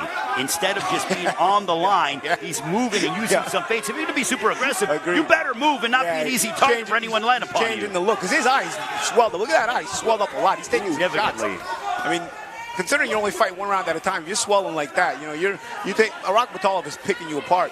But he's undaunted. Sherbek's trying to bring Breedy in so he can get him with the counter shot. So he wants him to get aggressive so he can just catch him. And that big left, an echoing left from Sherbek Ramutalov of New York City. But Breedy also landed a counter right hand there as well. Again, Breedy's undaunted. But I tell you, look at the head he's got on his face. That's also something noticeable. The referee does see it. But Breedy's trying to rough up Rakhmontalov, and maybe he'll get him frustrated and get him to make a mistake in that way. Yeah, Breedy won't get discouraged easily, but Sherbek's bringing the fight. Well, Kobia Breedy has a mouse underneath his left eye as we have a minute to go in round 15. 3 more rounds to go in this head-to-head matchup between the undefeated New York City Attitude 2-0 and the DC Destroyers making their season debut. Another left for Rakhmatulov. Again, great sense of timing from Rakhmatulov. It's not for a lack of trying from Breedy, I'll tell you that, but Rakhmatulov is the better fighter. He's one of the best fighters. He's one of the best fighters in this whole league, as I have yet to not give Rakhmatulov a round. Every time I've seen him, he wins the round, and he's winning this one as well. I've given Rakhmatulov every single round I've seen him. Rakhmatulov, I love his good ring generalship, and I love his movement. You know, and he gets out the way, make him hit, get him hit. And well, the whole objective is hit and not get hit, and Rakhmatulov is so emblematic of that. Yeah, he's a big asset to this New York team. There's a little clash of heads as well. That's not going to help the eye of Breedy. Well, especially in a weight class like lightweight. I mean, it's really important because they get things going for the men, and Rakhmatulov has done that for the New York City Attitude. Ooh, Shibrik has him hurt. Oh, he's cut too. Rakhmatulov, a cut under the left outside of the left eye of Kobia Breedy. Getting hammered from that left, and that'll end the round. Great round, another great round for Rakhmatulov. I wonder if it's from a butt or from a punch to cut, though. With lefty versus righty, and there was a lot of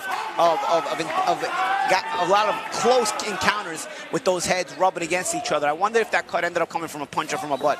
Shibrik, he looked like the better boxer and overall fighter in that fight. You know, he in the last minute of the round, he really took control of it. See Breedy there with a little counter right, overhand right there. He landed a couple of good shots himself in the round. But Rakhmatulov, good left hand there. I think there was a clash of heads there after that straight left hand by Rakhmatulov as well. What I like about Rakhmatulov, he's not afraid to open up and let his hands go. But Breedy, he's catching him. He put his hand down, and Breedy just caught him with a shot. Tell you what, man, all the fight for these last 3 rounds. So, Patrick Harris of DC, Darius Jackson of New York City. Jackson looked good in the previous round that we saw him in. Yeah, but I tell you what, Harris also, showed some mettle. This is a good little matchup. Harris did well. Jackson, I gave the round 2. He started to carry the round more and more as it went on. These are 2 talented guys. It's going to be really good here. Well, you mentioned that Darius Jackson had that James Toney style about him. We'll see if he decides to employ that in this, our 16th round. Am I going crazy, or was Harris a lefty the first time around? I don't know. I don't remember Harris being lefty the first time around. No, he wasn't. He was conventional. So he's coming out left. Now going southpaw. Kind of reminds me of a Terrence Crawford who would fight orthodox in southpaw to trick the opponent. The interesting thing is Jackson also switches stances. We've seen him do that. Yeah, resembles it a lot. Yeah, they're ambidextrous fighters is what they are. Not afraid to hold stances. You can tell this is Harris's backup stance because he doesn't get off the line as quickly when he's got he just ate a big left from Darius Jackson. Jackson's more comfortable when ooh, that was a good shot by Harris.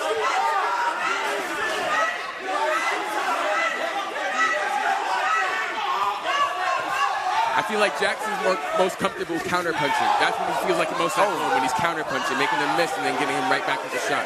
Harris is staying in the line of fire, but is making Darius Jackson miss. Yeah, and he's trying to fire back in there. That's one way you get around the long reach of Jackson. Oh, good shot by Jackson.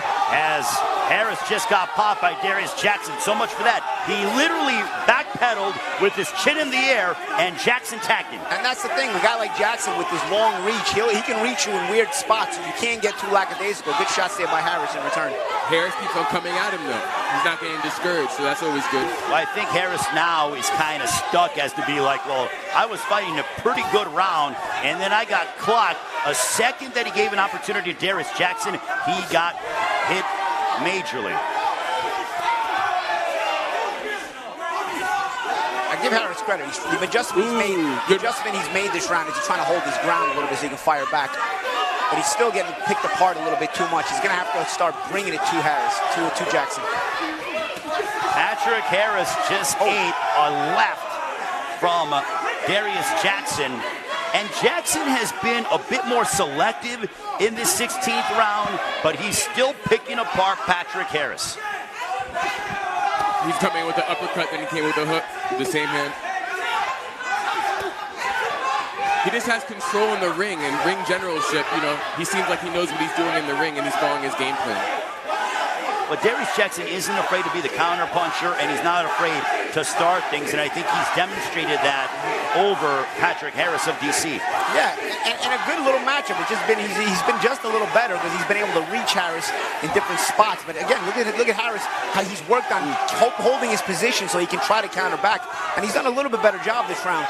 But it's been Jackson, I think, who still ended up carrying this round as we get into the last 10 seconds. Yeah, but there's a mouse underneath the right eye of Patrick Harris of DC. Another big round for Darius Jackson of New York City, who's feeling himself. Yeah, he punctuated They touch gloves. Good round. These two guys are good 10 fighters. more seconds, I feel like Harris would have been in a lot of trouble. Yeah, good round. In a lot of trouble. Good skills from both of those guys as well.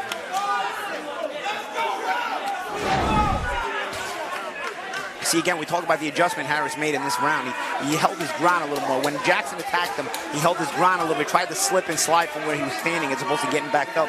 And it allowed him to try to be able to fire back a lot of times with Jackson, maybe punch with him, and even land some good counters. Especially in the first half of the round, it was very close, but I thought Jackson ended up taking control in the second half of the round. You see an example of that there as earlier in that replay, Harris got off and then Jackson got off. Yeah, I think he won by this counters. This is going to be intense Here we go. Dixon had a good first round, but now he's up against the monster. He's Ralph up against Clemente, Clemente. the man that you interviewed, who is absolutely shredded indeed in the men's light heavyweight division.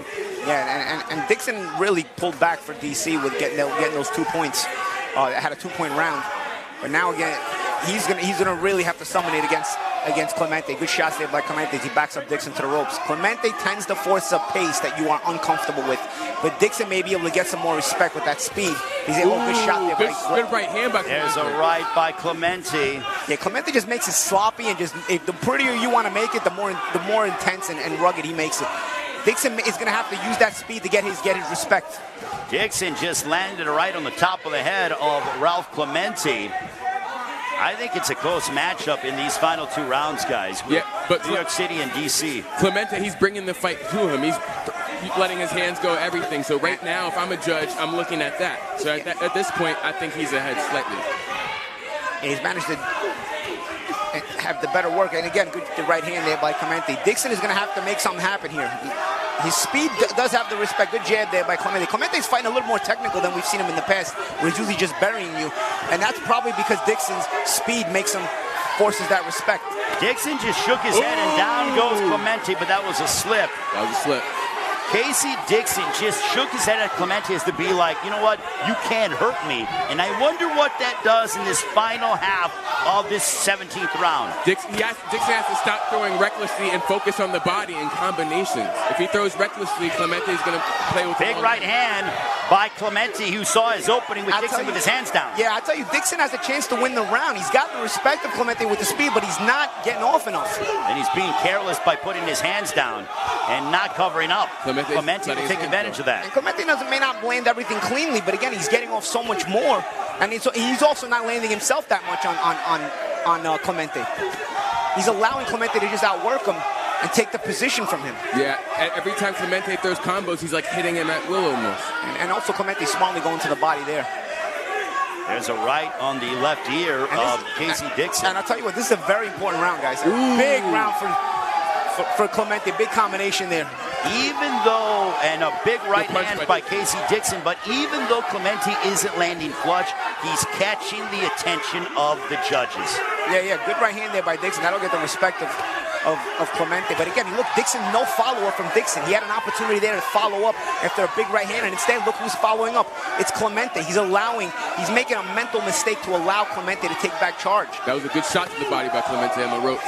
Overhand right by Clemente. I think Clemente might have out-hustled Casey Dixon. Yeah, and Dixon allowed himself to, because honestly, the speed of Dixon could have made him do more damage, especially when he landed a couple of big shots. He could have followed up and instead chose to wait in those moments, and it was Clemente who came right back. That was definitely Clemente's fight. There's no question about it. He definitely won that round. And that's big for New York. I'll tell you why, because that was a guy who in the first half had gotten a 2-point round for DC. So they sent in their dog, they sent in their goon in there to handle him, and he did his job. Yeah, they sent in one of the closers, or the setup man. We call him the goons in the NHL. You call him the goon in the NHL, all right. Bob Probert-esque, huh? Yeah. I went back old school. That was a slip. That wasn't a real punch. I'll tell you what, I've got New York pulled ahead here. I mean, the big boys are going to work it now. Side this one. I've got it 4-1 in this particular side. I haven't added up my scorecards yet, but going into this last 6 rounds, I had DC ahead 1 point, but now they've lost. They've lost 4 out of 5 rounds here. I mean, so you have New York City on top. DC needs a big round here. This is the 18th and final round. We conclude in the heavyweight division. Norman Neely of DC, Earl Newman of New York City. Newman starting the fight. Yeah, Newman was lax in the first half, first time they saw each other. Let's see if he's warmed back in. I mean, I thought Neely had a really good round the first time they went against each other, but I thought Newman started waking up in the last part of it. It just wasn't enough to win the round. Newman needs to start off quicker in order to get into his rhythm. And again, it's a close matchup. You want to make sure you win these rounds. But there's a lot of pressure on Neely because he knows, too, that if he wins this round big, knocks him down, he could win the whole thing for DC. But if not, New York can come out victorious. So this is really big for these next 2 minutes. Yeah, I've got to imagine both guys must feel like this is an important round for both teams. This has been a close battle. I've got New York ahead, but this has been a close battle.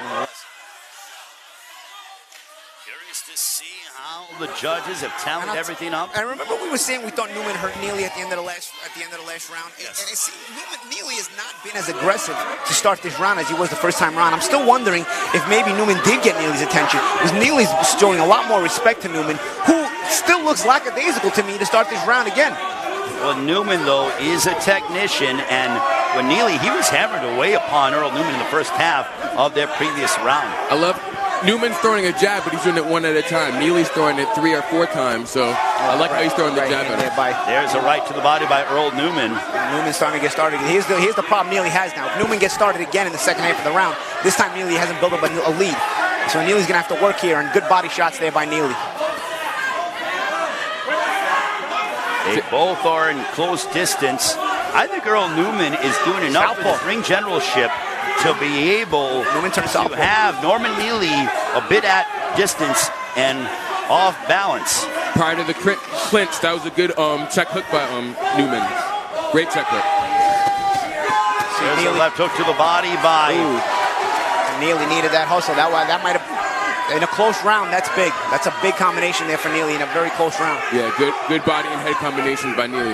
Neither man has landing anything flush or clean to warrant a decisive round in their favor. Good right to the body by Earl Newman. Probably the best punch of the round between both. He needs to stay out of the corners and get back to the middle of the ring like he's doing right now. He's driving back Neely. I mean, Neely's giving up a lot of ground here. Good punches by Neely. Could be all the fight for you in the last 30 seconds. Let's see. Thought there was a clash of heads between Earl Newman and Norman Neely. Double up hook to the body by Neely. They have to dig deep because they know that whoever wins this round is victorious. So they really have to dig deep and, bring all they can. Right to the body again. 2 right hands in the final 35 seconds for Earl Newman. But Neely swinging for the fences. Wow. Good round. You know what? I'm going to give it to Neely very close, but I would hate to be a judge, Paulie, right now. That was a good exchange at the end of the round. I really think that Neely won the round with it. Yeah. I give it to Neely in DC.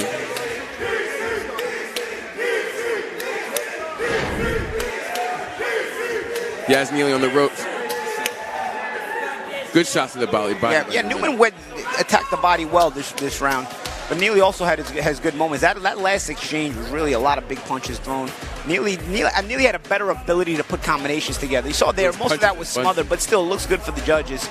And Neely had a little bit better ability to put punches together. Even in the last seconds of the round, you see Neely getting off the shorter shots. Newman landed his own shot there, but I thought it made Neely edge just a little bit here. That was a beautiful hook at the end, though, Paulie. That had him dazed. That had Newman really dazed. Okay, Paulie, let's go ahead. And I'm not a mathematician. And how do you have this one unfolding as 18 rounds are in the books? The matchup has concluded. Don't forget, we still have the second half of a doubleheader with LA and Dallas. I've got it very close, guys. I've got it very close. Okay, how close? And a 10-point must system, I have it 170 to 169 for New York City. For New York City by a point. I've got it. By a point. Holy Malinaji believes New York City going to be victorious over DC, 170 to 169. Now, don't get me wrong. New York won a lot more of the rounds, but that 10-7 and 10-8 scorecard in the first, and those knockdowns in the first half. Paulie, I think depending on how judges judge, it really can go either way at this point. It's one of those. That's why that last round was that's why you fight that last round like it's the most important round, because it's one of those fights that literally was the championship round. I mean, 100%. And I thought I gave that last round to Neely. So you had New York coming out victorious? I had it. Yeah, I got it on a 10-point must system and 18 rounds. I got it 170 for New York City, 169 for DC. It's safe to say these two teams will be rivals all season. 100%. And they may see each other in the playoffs. And now we shall see who comes out on top. The scorecard is getting announced by Ray Flores.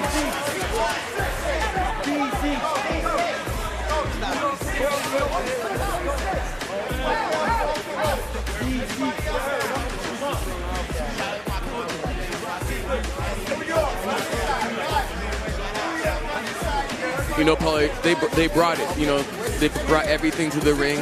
They threw everything they had to throw. Yeah, I'll tell you. They put their heart on their sleeves. That's what it's all about. It's Team Combat League is all about. And I'll tell you what, even more, they brought everything they had to throw and also a lot of skills. These two teams are good teams. Very skilled fighters. Every team is going to bring the heart, because when you only got to fight one round, everybody can be intense. But these two teams also, there's a lot of skill on these two teams, man. I'm telling you, these two teams are going to have something for this entire league. This matchup could be a peek into a playoff future. Yeah. You know, it's going to be really intriguing to see how these teams, you know, in the future, with their rivals, you know, whatever happens, it's really interesting.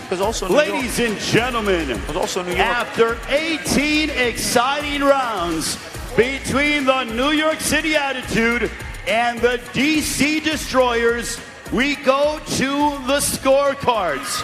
Your final score, New York City 172, DC 169. New York City improves their record to 3-0 as DC falls to 0-1. New York City remains undefeated in this East Coast showdown. Paulie, back to you. Yeah, so you know what? Me and the judges were deferred on one round. They gave an extra round to New York that I didn't give. So I had it 170 to 169. They had it 172 to 169. I don't know how they scored the knockdown rounds. I had it 10-7 on the knockout round and 10-8 on the knockdown round, the previous round, in favor of DC in those rounds. But yeah, very close battle. I mean, you can see the look on the DC's faces that they thought they won. It's one of those battles that both sides are going to think they won. And I'll tell you what, these guys got an appointment in the future again. Both of these guys, both of these teams. I think it's safe to say New York City is the team to watch the rest of the season. 3-0 so far, but I tell you what, DC made a statement against what's been the top team so far. That was the toughest test New York's had all season. Yeah, I put DC right under them because DC brought it to them.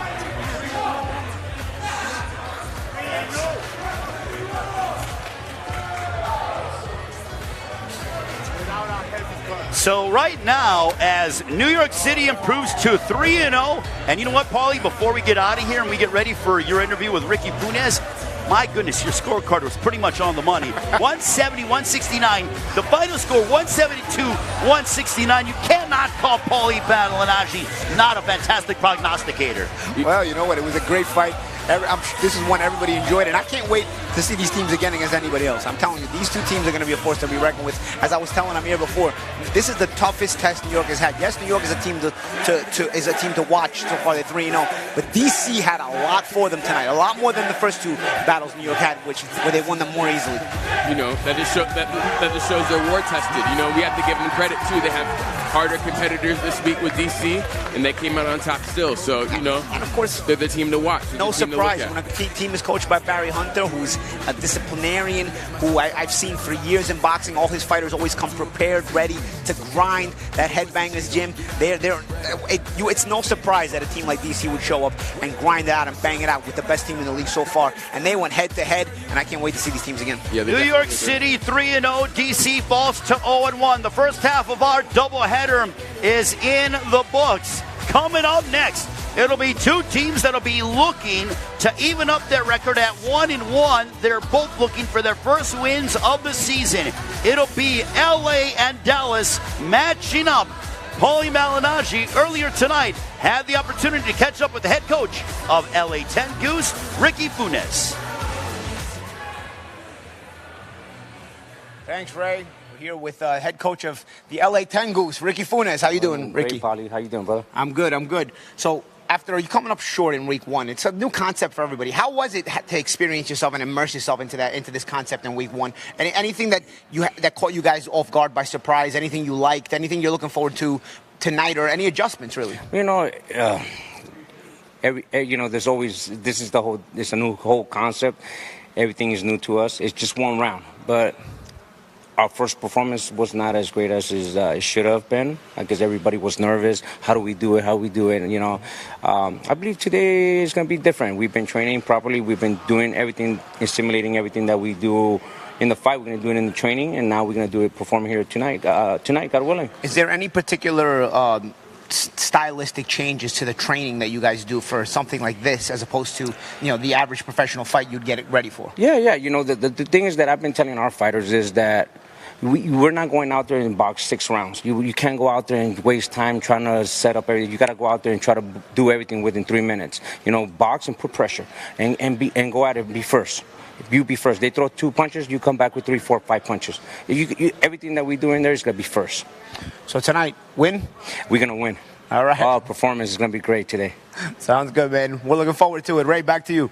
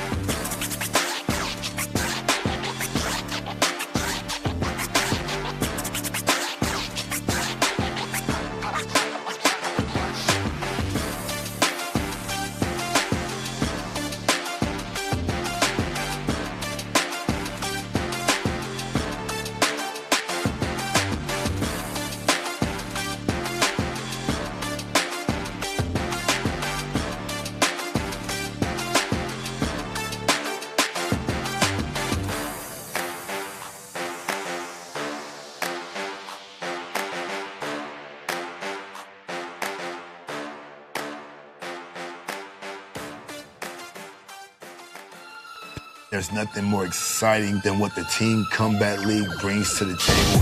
1-round bouts, 8 teams across the U.S. The idea of this is so unique and so new. It forces the fighters to skip the feel-out process and get right to the action. I feel like New York's got a real good shot here, especially if I'm on the team.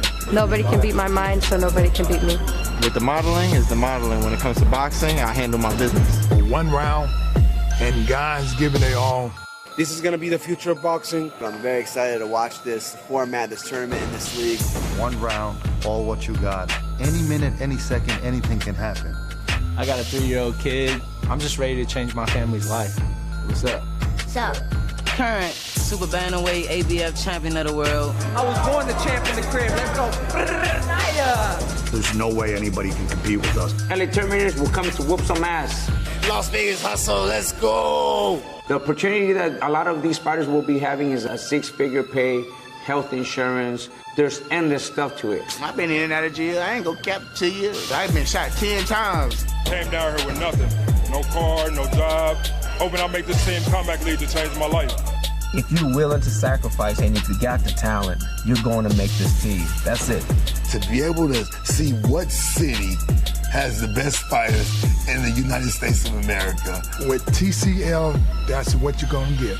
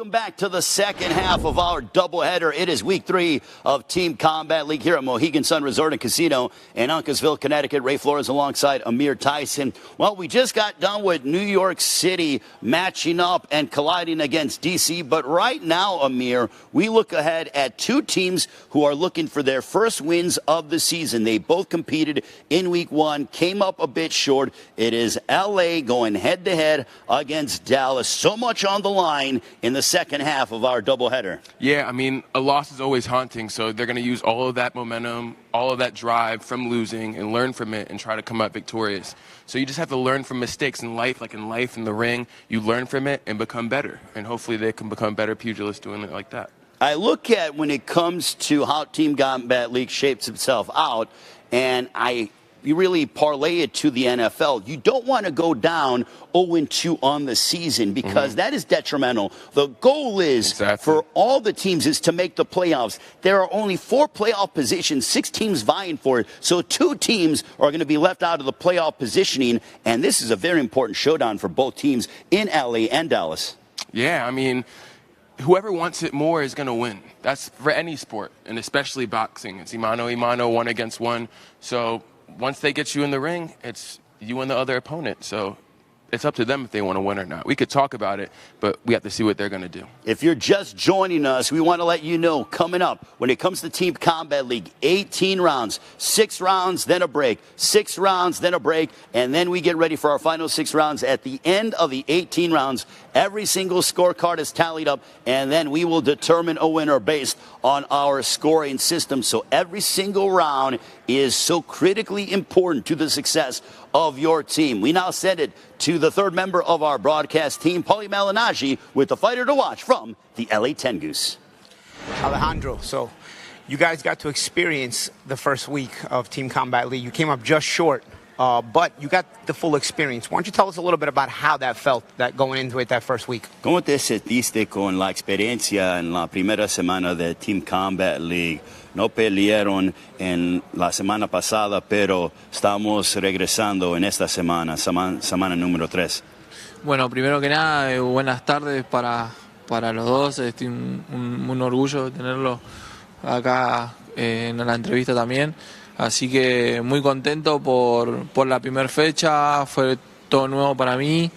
Yo estuve relacionado también con la selección, pero no tuve la oportunidad de competir así en equipo, que como te digo, una nueva experiencia para mi carrera y la verdad me sentí muy bien y muy contento por toda esta nueva experiencia que estoy teniendo en mi carrera. First of all, I want to tell you it's an honor to be able to be interviewed by you and to be here. Look, this is a brand new experience. In week 1, I was able to really, immerse myself in what Team Combat League is all about, and I really feel like this is fantastic for my career, and I do enjoy the concept.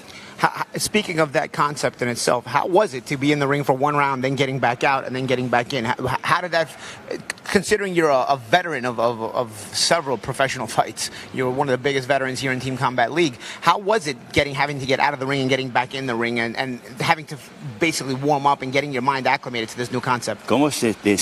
¿Cómo sentiste peleando por un asalto nomás y de ahí tenías una pausa y de ahí regresa para otra pelea o otro asalto en el cuadrilátero? Porque tú eres un veterano de peleas profesionales, pero esto es un nuevo concepto en el boxeo.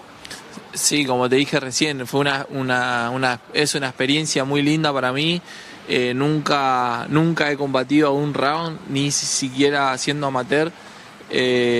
Sí que he ganado por nocaut en los primeros rounds en las peleas profesionales, pero esto es totalmente diferente, así que para mí es, como te dije hace un ratito, es una experiencia muy linda, muy nueva y que va sumando a mi carrera, así que la verdad que es algo muy lindo también poder convertir a un round nada más.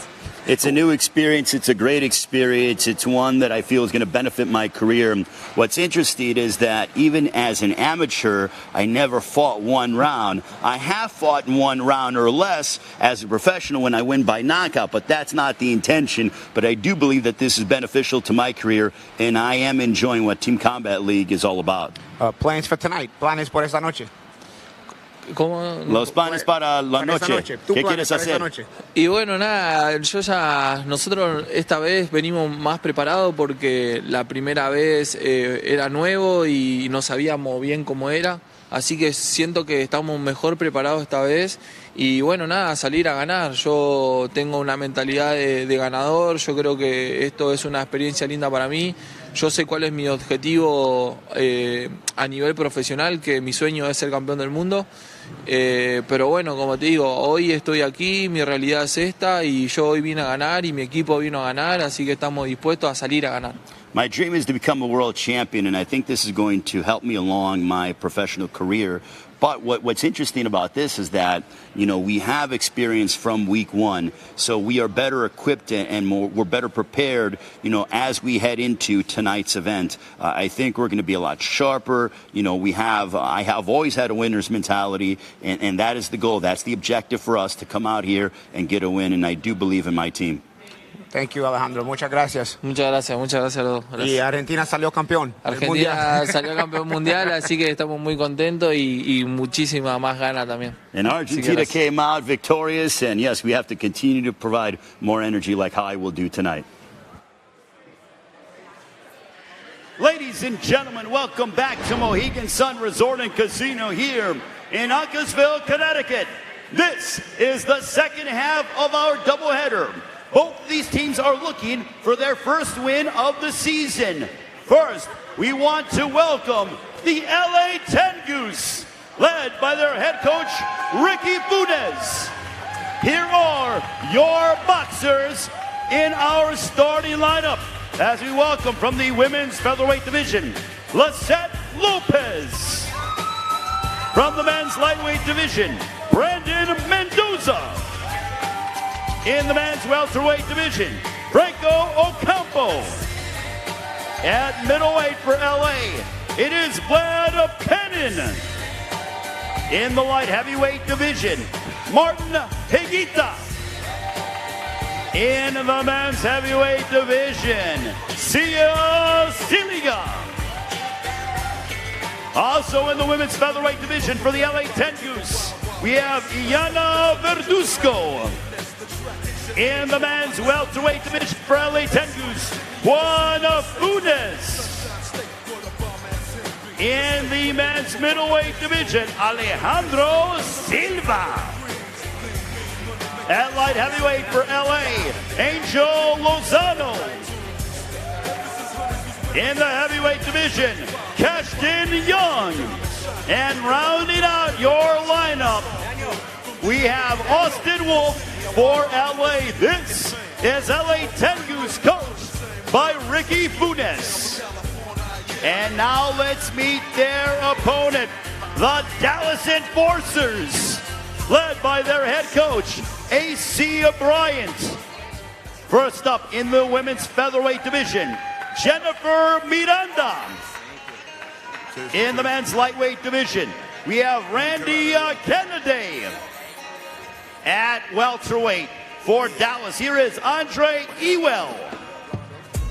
In the middleweight division for the Enforcers, we have Mauricio King. Presenting at light heavyweight for Dallas, Andrew Yates. In the heavyweight division for the Enforcers, we have Andres Montoya. In the women's featherweight division, we have Anne-Maria Verbeek. At welterweight for Dallas, we have Averana Graham.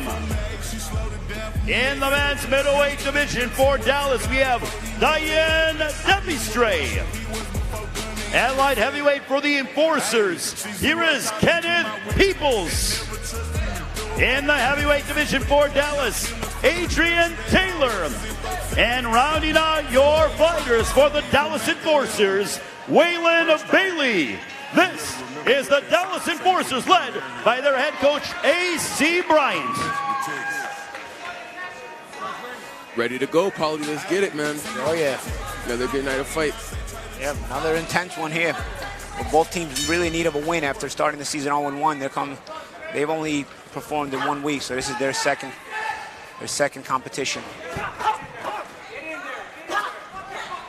See Miranda trying to maintain that height. Lopez trying to close it.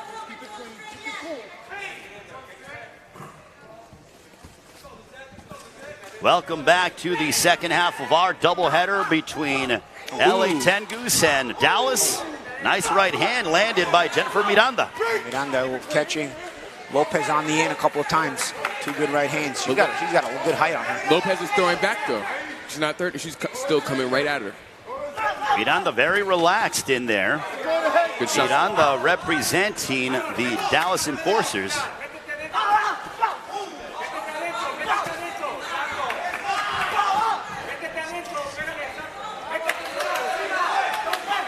Southpaw is Jennifer Miranda.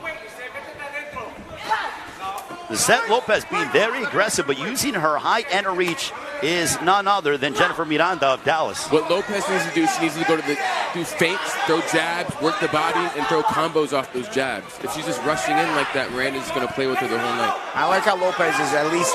Big right hand being connected for Jennifer Miranda. And that's the thing, the more eye-catching shots are being landed by Miranda, I like how Lopez won't accept the clinch on the inside, because Miranda obviously wants to smother her, and Lopez wants to get that working on the inside, but Lopez has to be a bit more deceptive on the end, because on her way in, she takes those cleaner shots, and it's probably costing her the round. Miranda, she's using her size. She's using her size, and, you know, she's longer, she's taller. She's using that to her advantage when they come into the middle, when they exchange punches. She's setting traps for Lisette Lopez. Lopez running into some right hands. Ooh, Miranda's got caught. Our first round in the books. I don't know, Paulie. She looked like she got hurt a little bit after that round. Yeah, I mean, I'm going to give it to Miranda. She landed the more eye-catching shots. Lopez gave a good effort, but has to be a bit more deceptive on the end. I would agree. On the entrance. Let's go back and revisit some of the action. See, Lopez was trying to work on there. Miranda did a good job of smothering her, and then on the outside, she was able to land a couple of the cleaner shots. You see, Lopez, they're refusing to not be allowed to work on the inside. You see that eye-catching shot again there by Miranda, long right hand. Yeah, I would give it to Miranda, Paulie. Yeah, and those are where the slight difference was in the round. Okay, so now it is the the lightweight division with Brandon Mendoza and Randy Canaday. Brandon Mendoza for LA Tengus, Randy Canaday for the Dallas Enforcers. Ooh, they're coming out ready to go. Look at this already. The action starting fast here at Mohegan Sun Resort and Casino. Oh, good check hook there by Kennedy. I love Kennedy's jab. Mendoza going right after Randy Kennedy of the Dallas Enforcers. Thing about Mendoza, you know, Kennedy has a nice jab, a little longer reach, but, you know, Mendoza needs to jab in, work the body, and then progress from there. Ooh, good check hook, good counter hook, by Mendoza. Kennedy getting. Kennedy trying to be more intense on the inside, probably got the quicker hands. It's going to be up to Mendoza to get that timing and use that physicality. He's trying to chase down Kennedy now. Yeah, he shouldn't be rushing in. He should just punches, you know, to lessen the distance. And just swinging wildly, he was off balance, was Brandon Mendoza of LA Tengus. I like how Kennedy just lets them go at it. Of course. Fly right over each other. He's not getting involved. No problem. Good uppercut by Kennedy. Yeah. Left hook. Oh, and Mendoza's cut. Mendoza's cut. I don't know if it was with the top of the right eyelid. Yeah, I don't know if it was from the clash of heads because he's falling in a little bit. But good combinations by Kennedy nonetheless. He's got a very herky-jerky style, does Brandon Mendoza. Yeah, a lot of times guys like this, you know, when they fall in, they get there before the punches. So when you get there before the punches, your head is getting there first, and then your punches are following it. You know, there could be a risk of clashes of heads. You always got to make sure you're leading with your punches first. Also, when you're leading with your head like Brandon Mendoza, you are a high-contact fighter, as he just ate a big right hand. Compliments of Randy Kennedy. Good head movement and combos by Randy. And Kennedy has the shorter punches. He's able to put punches together because he's got the shorter shots, better balance. And those is not for lack of trying. But better technique. It's not always a matter of will. It's also a matter of skill. Yeah, I think the technique probably is what's winning the day right now for Kennedy. Yeah, Kennedy has a sharp little defense, stepping back, changing range. Mendoza's trying. Kennedy's just a better overall athlete. As we are under a minute to go, he's just an overall better athlete. His feet are set more. He's moving well, whereas Mendoza is sort of kind of It has an unorthodox style, but he's falling around all over the place. Yeah, he's got to be a bit more deceptive on the end. You see, he's trying to work his way inside, but he's just trying to creep in as opposed to, changing levels, maybe dropping some feints, maybe just stepping in and stepping back out, and then stepping back in harder. You want to use various forms of deception because you're just trying to creep in, especially from the same level. You're going to wind up like this. Kennedy is going to see everything. He's going to get more confident. Nice little sharp counter right hand. I love how he moves his head and body, and I love how he also comes back with so many combinations after. He doesn't just hit one. Overhand right from Randy Canaday as Mendoza fishing. But Canaday always a step ahead of Brandon Mendoza. Punches and bunches. And his positioning on the inside is also superior. A lot of effort from Mendoza, but better, smarter boxing on the part of Canaday. I agree.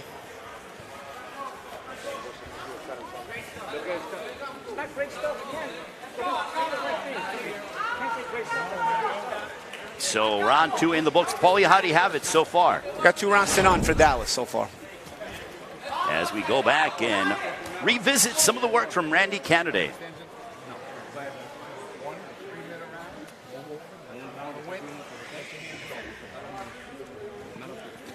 Canaday had the shorter shots there. Able to find range, also, change of levels, change of distance. Even on the inside, really, he was able to roll the shoulder a little bit and have Mendoza missing.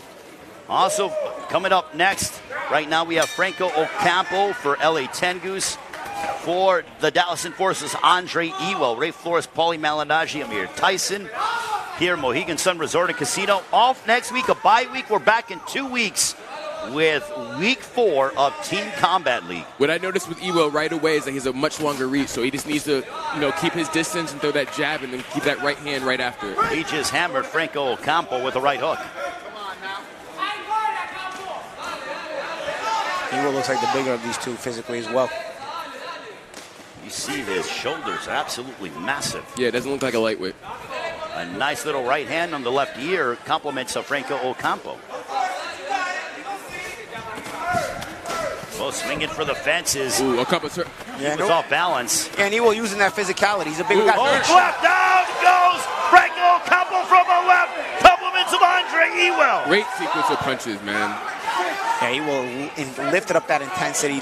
Wasn't all clean shots, but he overwhelmed him with shots, and a big left hand landed. Yeah, crisp punches, man. That left hook, reminiscent of that of when Brian Mendoza clocked Sebastian Fundora last weekend. We'll see how he finishes it. If he hasn't hurt, he should finish him. So this is a big round for Andre Ewell and Dallas, extending their lead.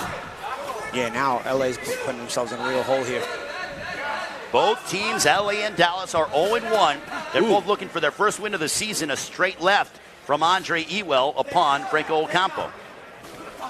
Oh, big right shots as you have Ocampo hurt again. Ewell turning up the heat. I give Ocampo credit for standing up there, taking 2 clean shots, but he's staying too upright on the inside. He is getting caught clean. Arthur Mercanti's got to get out of the way as Franco Ocampo stumbling and bubbling. Ocampo, it's just a style matchup. It's just this style is just going to always favor Ewell. Ewell, down goes Ocampo, but no, and he waves it off. Arthur Mercanti waves it off and says enough is enough. That's a major point swing in favor of Dallas. Andre Ewell with the stoppage over LA Tengu's Franco Ocampo. Yeah, and I think to avoid suspension, this is why they stop it after 2 knockdowns. And this is what happened here to Ocampo, 2 knockdowns, 10-7 rounds.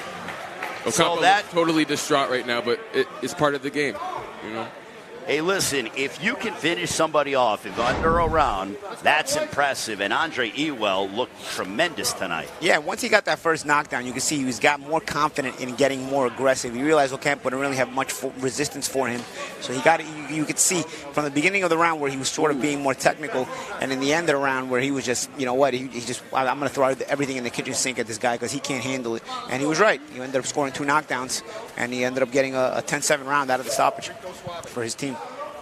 So Andre Ewell so far is the MVP of the night for the Dallas Enforcers. What a start for AC Bryan and his team. Coming up next, we got the middleweights. It'll be Vlad Panin, who's looking to stop the bleeding, quote unquote. That is not Vlad Panin. That's Silva. Oh, yes, that is Alejandro Silva, who is in action, taking on none other than Mauricio King here of Dallas. Yeah, LA had to call him the goon. You know, Silva is undefeated record, probably the best fighter on the LA team. They had to stop the bleeding. Let's see You if Silva. spoke with Alejandro Silva, you and I do the translation, and Silva said in this particular matchup that with this being their second meeting here at Team Combat League, Ooh, good punch better to the equipped. body. Double left hook by Mauricio King. Love how King's throwing body punches and then he's going right to the head. That's what he should do. Oh, he's got to be careful. The big hook by Silva. Shook up Alejandro Silva. And that's the thing about a veteran like Silva. He'll hold his position and try to make you pay, punching in between you. King trying to get off a lot of shots, but he's got to be careful. So I wonder if Ricky Funes elected to go with Alejandro Silva, likely his stronger fighter, to stop the momentum of Dallas. Absolutely. As of right now, I think King, is controlling the ring and landing the harder punches. He's getting busier for sure. He's getting off more for sure, but I think Silva landed the bigger shots here. I think it's still all to fight for. We still got more than half a round to go. Yeah, I still think it's very much hanging in the balance. One thing about Silva, he's a guy who's more accustomed to the longer rounds. So there's one big shot there. Overhand right, probably the best punch of the round between either fighter. And I really point out who lands the bigger shot because it is significant. Every round is scored individually and makes such a significant impact in the overall. Good challenge by winner. Silva. Good punches. And King's legs buckled a little bit. He held on. King went right through the guard. So as the round progresses, Alejandro Silva gets stronger. Yeah, and that's the thing. That's what a veteran does, right? He's probably more accustomed to going the more rounds. He probably is used to getting things started this quickly, So it's even a challenge for a guy like Silva who's got to get started in round one. Good combination. Right hook from Alejandro Silva. And King's starting to look a little more arm weary as well. I wish we saw more of those sweeping right hooks, Paulie. That was beautiful to see. That's one of those punches that isn't thrown with as much frequency as it used to be. No, some of the old school guys. A left hook from Alejandro Silva. Yeah, a little wide on that one, but you can see what he's trying to do. He's trying to catch and shoot inside the punches of King as King's punch is starting to get a little wider. Yeah, Silva, he needs to shorten his punches so he can get to the target quicker. He needs to shorten his punches, and that's what's going to land frequently. Good jab there by Mauricio King throwing wild looping shots, and Silva's finding those openings to be able to counter him. Yeah, and King was throwing them wild early on, but his speed was compensating, right? But now, as he's getting a little more arm weary, you see Silva landing in between them, timing him better. And also, Silva has a tighter defense with his gloves as well. That'll end the fourth round, and that was a big round for LA 10 Goose. They needed that, and I think Alejandro Silva stopped the momentum of the Dallas Enforcers, and now we get ready for the light heavyweight division. Martin Higuita for LA 10 Goose, Andrew Yates of Dallas, but we go back and examine Alejandro Silva's work against Mauricio King. Yeah, you see Silva keeps everything short. A good little uppercut on the inside followed by a right hand. He keeps the punches a little shorter. As King was the faster guy, but it was a little bit more sloppy, and Silva's tight defense on the inside prevented a lot of the stuff from getting through, especially as the round progressed. A lot of Silva's punches at the end, especially in middle to the end, going right through King's guard. So, hit, not get hit, get the punches and get out of there. So we got Martin Higuita for LA 10 Goose, led by head coach Ricky Funes, and Andrew Yates of the Dallas Enforcers, led by head coach A.C. Bryant. Earlier tonight, New York City victorious over D.C. 172 to 169 as New York City improves to 3-0 this season. Higuita looks a lot smaller than... They look to be weight classes apart. Ooh. Big right hand by Andrew Yates to start off. Good shots by Higuita. Wow, he's got the shorter shots, and Yates got to be careful. He's coming straight up on the inside. I don't know what he's doing there. He picked his whole self up, got himself caught. Little sharp counter right from Martin Higuita. Now he's trying to be physical with Higuita. Higuita looks like he could probably be a goalkeeper in soccer, guys, with his frame. Big right hand that lands upon Andrew Yates. Yeah, Yates has got to stop trying to touch gloves. He touched him in the beginning. He trying to touch him again. Higuita wants no part of it. I mean, he's got to try to win the round. Ooh, and again, Yates is too high up. Amir, that's the thing. Yates is standing too high up on the inside. But from the uppercut right to the... Yates has to make himself a smaller target when they're at that close range. I don't mind a guy staying up high from long range. From that close range, you got to bend those knees a little bit. And again, good left hook. Yates is just throwing punches recklessly, but he has technique and skill behind it. Good uppercut. So that's going to affect, that's going to affect him more in the fight. Affect Yates more. Ooh, good punch with straight hand. Yeah, this is one of those things Yates is going to have to go back to the gym and learn to bend those knees on the inside. Way too high up, and he's getting busted up on the inside. He's given a lot of effort here, but none of those punches have really landed. He's just trying to use his physical body to push Higuita back to the ropes, but where he's just smothering himself anyway. Higuita using his jab followed by a right hand that connects upon Andrew Yates. Yates, he has no leverage. He's not, like Paulie said, he's not bending his knees. If he bent his knees more, he'd have more power in his punches. I tell you, if he, and yeah, exactly. That's a good point to him here. It's also for offense, and not just for defense. The fact he's not bending his knees is also costing him defensively as well. He's too high up. I tell you, if Higuita, who looks like a kid, had more main strength, Yates would be in trouble, man, because he's taking some clean shots. There's a nice right hand that sprays Andrew Yates under a minute to go here in the 5th round. They both look exhausted, but they got to push through. You know, one more minute. Martin Higuita, Andrew Yates, another big round for LA Tengus, who didn't panic, and they could have done it, Paulie. Instead, Ricky Punez has rallied his troops. Yeah, he has rallied his troops, but they got a lot of work to do because that 10-7 round is really going to hurt them in terms of deficit. Good defense by Martin. Higuita moving his head just enough to stay out of the range of Andrew Yates of Dallas.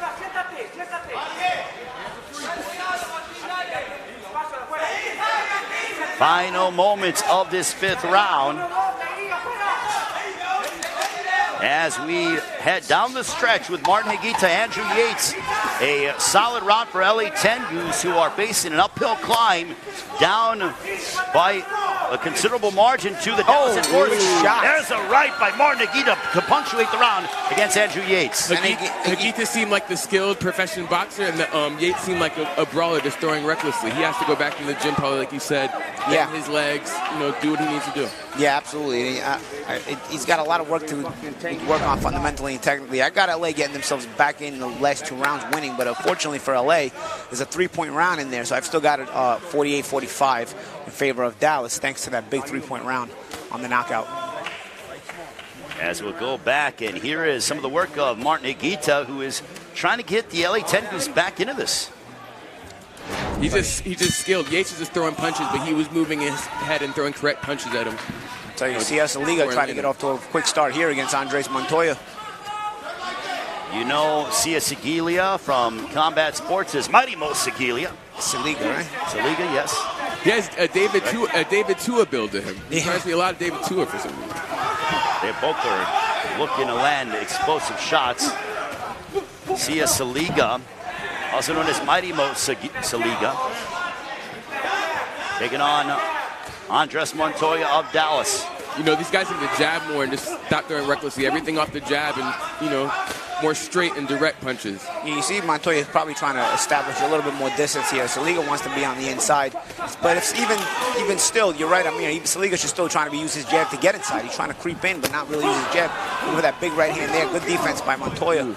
Andres Montoya needs to use his youth and his legs to try to frustrate the veteran in Saliga. There's a couple extra pounds on Montoya, though. I don't know how much legs he's going to have if he keeps using them too much, but he's boxing a good round so far, maintaining that distance. As heavyweights, they're going to get fatigued quicker, so, they shouldn't throw everything they have right now. They should select their shots a little better. And one thing to worry about, too, with Saliga, he flies in with his head a little bit.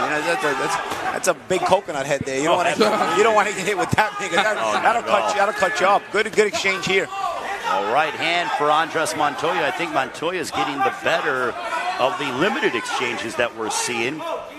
Yes, what Saliga could be doing here is cutting off the ring, because he's not the quickest guy on his feet. So he's got Montoya circling around him. If Saliga would cut off the ring, he would make life a lot easier on himself to be able to close that gap on Montoya. Yeah, Saliga looks like he's thrown all that he's had. He looks so tired and exhausted. Yeah, and it's hurting his ability to close that gap. Montoya is able to have that shot selection. And again, use that jab. It's getting a little sloppy, but Montoya with his jab has been able to create some spaces for the rest of the punches. And how many times, especially that we saw in the mid-2000s, of the Kiko brothers winning a fight based on the jab alone because of their technical ability. I'm not saying that Montoya is anywhere near the Klitschko brothers, but it has been done. But the educated left hand has won this round for Montoya, in my opinion. Yes, he set up some good right hands off of it, but it's been the educated left hand, his ability to control that range to where he wants it. Montoya's he's landing the better, cleaner shots, and I think that's what's going to win him the round, unless something dramatically changes in these next 25 seconds. A nice overhand right from Andres Montoya of the Dallas Enforcers. Don't forget, we have a bye week next week. We're back in 2 weeks with week 4 of Team Combat League. New York City atop the division 3-0. 6 teams vying for 4 playoff spots. In the month of June, we'll have 2 semifinal matchups and then the championship in July. I think that was a fight Montoya dominated. And Montoya looked good for the Dallas Enforcers. He knows that he was likely the better of the 2. And that'll end our first 6 rounds between the Dallas Enforcers and LA Tengus. Amir, take us through what we saw. Yeah, Montoya, he's the younger boxer, a little more skilled. He took advantage of Saliga's fatigue, and, he just pieced him apart. Hit him, not get hit, good boxing. Yeah, I've got at the end of these 6 rounds, I've got it 58-54 in favor of Dallas. Keep in mind, there's a big 3-point round there in favor of Dallas, which really has made the deficit a bit bigger for LA. There was a 3-point round with the stoppage we had in the 3rd round. So right now, you have Dallas on top 58 to LA 54. Yep, and a big reason for that is Andre Ewell's stoppage of Franco Campo, which allowed Dallas to get a 10-7 round. So Paulie, overall right now, what's your scores? 58-54. 58-54, yeah. Okay. So that's how Paulie Malignaggi has it. And guys, with there being 6 teams, 2 teams are going to be left out in the cold, will not be participating in the playoffs.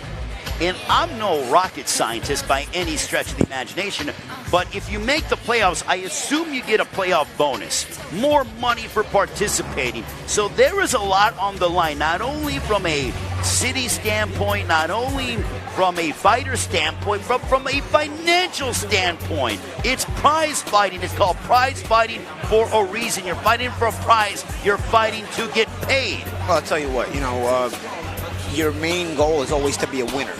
Then typically, when I started boxing, I obviously we all want money, right? But when you're a winner, money's going to follow. And that's the thing. You want to make sure, you want to focus and fight hard and train hard to win. It improves your confidence. It improves your ability to fight, because as your confidence grows, you're training harder, and of course financially as well. Yeah, there's pride in a variety of ways, like you said, financially, city-wise, but they should use that to motivate themselves to work harder, and that's the only thing it should really do. If they want to come out victorious, they need to do what they got to do. And also for Team Combat League, there are some names that you remember. I like that they're giving opportunities to fighters who are unknown, but also bringing and providing opportunities for fighters who have fought at a high level, but sort of need a resurgence in their careers. The names like Damon Nicholson, Earl Newman. You also see a youngster who is the brother of Ryan Garcia, who has a massive fight against Gervonta Davis. Sean Garcia is on LA Tengus. He's not fighting tonight, but he'll be back in 2 weeks from now, that are getting this stage, and they're getting a jersey to compete for LA Tengus and really display their talent in this team format. Yeah, as we were talking to Ahmed Sheikh, the president, earlier, I also, one of the things I love about this league is it gives the fact that it uncovers the diamonds in the rough that may have flown below the radar with some of the other promoters and some of the mainstream TV networks in the traditional fashion of boxing, in the traditional style of boxing. This style of boxing right here, the best fighters who may have the most success in this style of boxing may not be guys who necessarily have the most success in a traditional 10 or 12 round setting. This is a completely different game plan in order for you to be successful in this. Yeah, it's a vastly different format. It's something to get used to. But once you adjust yourself to it, the rules, the format. There's no excuse. You have to go get it. And, do what you got to do. To piggyback off that, Amir, Alejandro Silva told us in your interview, Paulie, earlier tonight, that the first week was sort of this, no one really knew what to expect. And now that they are competing for a second time, they truly understand what the whole process is like and how they can go ahead and be successful, which is why he did so well against his adversary in his previous matchup against Mauricio King. Yeah, well, one thing about Silva, you know, he's been a rough guy to go with, even in the first time around. When they went up against New York, he scored a knockdown against Christian Cangelosi. You know, he's a veteran of many pro. He's one of the biggest veterans here in Team Combat League, and you can see he has a calm demeanor to him, but he makes his punches count. Well, also letting you know, we are off next week, a bye week, and then we'll come back with week 4 of Team Combat League 2 weeks from tonight. That'll be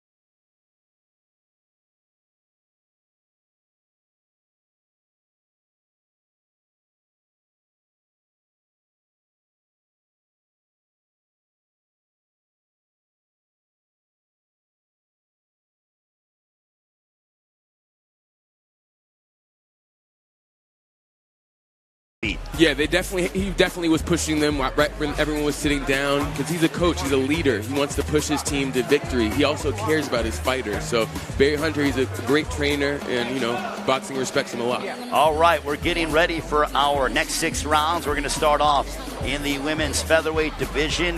Iana Verduzco matching up against Anna Maria Verbeek of the DC Destroyers. So that is on the way, with Anna Marie Verbeek of the Dallas Enforcers and LA Tengu's Iana Verduzco. And it's fair to say, Paulie, from your scorecard, Dallas 58, LA 54, that LA's got to get busy. Yeah, and LA's getting busy. Verduzco came out, landed a sharp left hand, another sharp left hand. She throws a nice, straight, sharp left cross and really hits the target with it. She's gotten up to a good start in this round. Verbeek, she's coming in, but, you know, Verduzco, she's hitting her with good hook shots, good check hooks.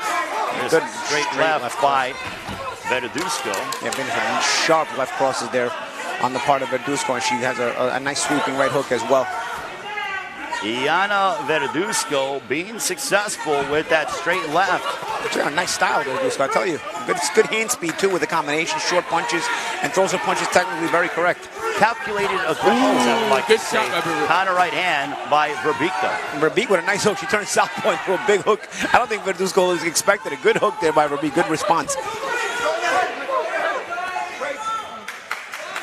Arthur Mercanti does not like the extracurriculars between Verduzco and Verbeek. I like Verduzco. She feints too. You know, she's dropping some foot feints in there as well. I know there it goes again. She changes levels. There it goes again. You see, I tell you, I like how Verbeek's trying something different, though. The conventional stuff's not working. Now she ran in at Verduzco trying to land a shot before she turned southpaw and threw a nice right hook. And she absorbed a straight left from Verduzco. She got a little too aggressive, and she paid the price for it. Verduzco, she's catching her with the punches right when she's coming in. Verbeek's coming in recklessly, not really guarding her hands that well, and she's tagging her every time she does that. Verduzco's a nice style, I'll tell you. She does the little subtle things. Look at that step back jab right there. You know, again, that's from good footing, good southpaw jab. Good jab. It's almost like a jab hook that we saw out of Verduzco. And look, she set her up with a nice straight left, that backed up. Verbeek's in trouble. She walked her into a counter right hook, and now with a straight left hand. Now, I tell you, I'm very impressed with Verduzco. Really nice footwork, nice sharp punches. Good effort by Verbeek, but Verduzco was a class above. More talented and class above. Yeah, Verduzco. Thanks, Fred. Well, I knew where you were going with it. Yeah, perfect. Well said. You and I work together enough as we take a look at some of the action from this women's featherweight class. And really, it was a subtle thing. That was a good right hook there by Verbeek when she turned southpaw. But it was the subtle things Verduzco does. You know, see the drop and change in level, the little feint step back, the jab as she steps back, and then following her up with a left cross that she missed there. But nonetheless, nice work. Now we got Juan Funes of the LA Tengus colliding against Averon Graham of the Dallas Enforcers. Good punches by Funes, right to the body, head combinations. He's letting his hands go. That's what he needs to do. Funes is relentless in these first 20 seconds. This is what he needs to do. Well, looking to answer back is Averon Graham. And Funes trying to throw inside of Graham's combination punching. Now Graham's trying to overwhelm him. But Funes needs to watch out from Graham's counter punches, because if he comes in recklessly one time, he could tag him. Graham is being the aggressor here against Funes. It is Funes who is trying to be more of weight and try to counter that of Graham. Yeah, you see Funes trying to catch and shoot. He's trying to keep that tight guard while Graham throws all those punches, and he's trying to punch in between them. He just throwing relentlessly. He's not stopping. He hasn't stopped throwing since the round started. Yeah, Graham is just literally throwing caution to the wind and saying, hey, I got to bring the fight to Funes. Yeah, I don't mind that game plan. You know, Funes seemed to have the better sense of timing, so Graham said, you know what, let me bury him in activity and see if I can win the round like this. And this is why Funes is winning the round as we speak. But I don't think Funes has landed anything significant. I still think the fight hangs in the balance, because I don't think either guy really sees control of the round one way or another. Oh, no, there's a minute 40 seconds left, still a lot to go. But I think Graham has been a lot more active. And Funes has to, he's got some nice, like, tight guard, but he's got to get off those shots just like that. Because I understand what he's trying to do, the whole catch and shoot, but he's also got to be aggressive. You can't just be counterpunching in this setting where it's just 3 minutes. 15 seconds ago, I saw Graham land a beautiful, sharp little left, and Funes just answered with the right hook of his own. And you see Funes do a nice shot. Funes do a nice shot, but then Graham comes back with 6-7 shots in a row, and that's, you know, in a one-round setting, that could be a big difference. Again, look, Funes no response. Graham's not throwing anything particularly pretty, but he's burying him in activity, and that can win you the round when you also have 3 minutes. Just by aggression alone and throwing punches and being the busier fighter, I think Graham is winning the round, 100%. Yeah. That's what Graham is the one that's been busier the whole fight. Graham's out hustling Juan Funes. Funes almost seems to be waiting for that one singular shot, and Graham is out hustling him, outworking him, and that could be a significance in the fight. You know how that goes, right? Sometimes you're a counterpuncher, you're looking for that perfect moment to counter, and that's what really Funes is waiting for. He's looking for that perfect moment to where Graham gives him enough daylight in between the punches of those combinations where he can punch in between. He's trying to catch and shoot. But Graham, credit to him, is putting them together, and he's not giving him that daylight. I love how every time he comes at Graham, he throws combinations right away, right to the body, uppercut, jabs, everything. He's throwing them in bunches as we speak. There's a straight left followed by a right hook by Graham, digging to the body of Juan Funes. I think Graham, his work rate has made a difference, and also he's been able to land some clean shots down the stretch, opening up the guard of Juan Funes. Yeah, and you can't really win the round if you're going to keep your hands home. Graham won this round simply because he wanted it more, literally. I mean, it wasn't like super skillful. Like, you know, we saw last round Verduzco was really skillful. Graham didn't do any of that, man. I mean, he won that round because he wanted to win it more. He showed the heart of it. Thing about Graham, he was more consistent throughout the fight, and he kept on throwing punches. Absolutely, well said. I mean, that consistency was the key to that round. I mean, it was there was no consistency on the part of Funes. Funes, yeah, he didn't do anything in this fight at all. And here we go now. Now we got Vlad Panin matching up as he will take on Diane Debistre of the Dallas Enforcers. So, Paulie, I believe that Dallas is probably increasing their lead from your standpoint. Yeah, in these second 6 rounds, I got it 1-1. But again, from the first 6 rounds, I had Dallas up 4 points, so they're still up 4 points on my card. Maintaining their lead, but that can all change. Vlad Panin now for our LA Tengus compared to that of Diana Debustre for Dallas. Both teams are 0-1 this season. We are in week 3 of Team Combat League. The top 4 teams will qualify for the playoffs. There are 6 teams total. Next year, season 2, we are expanding to 12 teams. I love how Panin, he's doing feints and keeps on throwing his jab right in his face. We'll see what he can do from that. Throw more punches than bunches, more combos from that, but we'll see. Yeah, good rhythm by Panin. He seems like he's setting up a little bit more neatly. Depestre looking for something, but he's throwing shots from a little bit too far out, and a lot of times he's keeping his hands home. Panin, you can see, is trying to set things up. He's relaxed. Panin is relaxed. Oh, there's a left hook. Down goes Debustre, but no, says Arthur Mercanti, and LA Tengu saying, come on, you can't give that to us? A little bit of a balance thing there. We'll go back and take a look at that replay in between rounds. We are literally at the midway point of this head-to-head matchup between LA and Dallas. It is Team Combat League. Close round. I got Panin slightly edging it so far, but Depestre's got to get a little bit busier. And it's been Panin's ability to be a little bit more educated with that lead hand. That left hand, he's been a bit busier with it, while Depestre has been looking to force it a little bit too much instead of setting it up. Yeah, Panin looks more relaxed when he's throwing his punches, which gets it faster and it has more impact, right? Because if you're more relaxed, your punches are going to be harder. There's an overhand right by Debustre, followed by a left hook. Amir, to echo your point, is that Debustre is looking for that one big shot. He's throwing every shot with bad intentions, whereas if you look at Panin, he's more relaxed and he's just calm. Yeah, he's trying to set it up and take in what he sees. Depestre, you could tell he has power. You could tell he has power right when he lands his punches, but his opponent is just making him look foolish. He's outboxing him. Well, also, Debustre is telegraphing his power shots. He needs to let his punches just flow and go off the jab.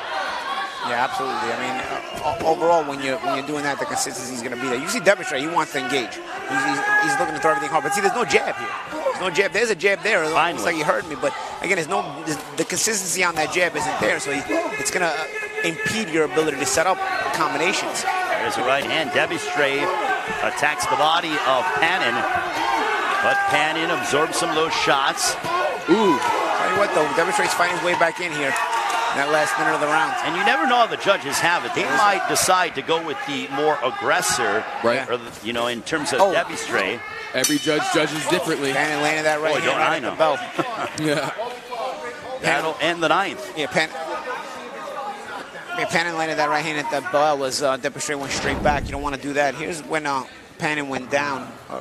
Go back and take a look at it. We got to see the feet, though. Okay, so I was just told by Mike Mazzulli that was a knockdown. That was definitely a knockdown. So Mike Mazzulli has ruled it a knockdown, and credit to the head of the commission here, Mohegan Sun, for coming over, taking a look at the replay. Paul, your thoughts? I can't see the feet, so I mean, a shot lands. At the same time, he made contact right before he went down, so it looks like a knockdown. I mean, it's a shot land. Let me see here with the feet. Let's see if we can. Here are the feet. No, that's a knockdown. That's a great check hook. Yeah, that's a knockdown. Yeah. So Mike Mazzulli has ruled it a knockdown, so it's a 10-8 round. I think it's a correct thing, because that's why I needed to see the feet, because if you trip, they're getting pushed over the feet, it becomes iffy. But there's no feet there. I mean, that was momentum. A good hook there by Panin on the check.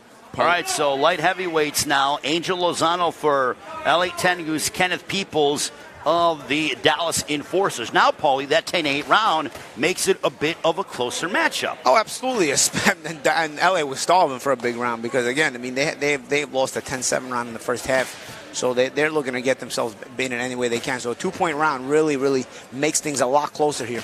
Yeah, Paulie, what's your approximate, score at this particular moment? Like, what do you have it with, especially with that knockdown? I think it's I gotta add up my cards. I think I've got it Dallas up 2 right now. Okay. So you have Dallas ahead, and LA's cutting into the Dallas advantage.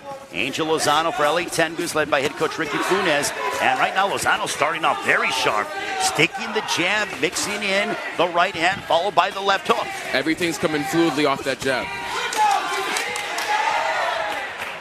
Dallas coached by A.C. Bryant. Both teams looking for their first victory of the season.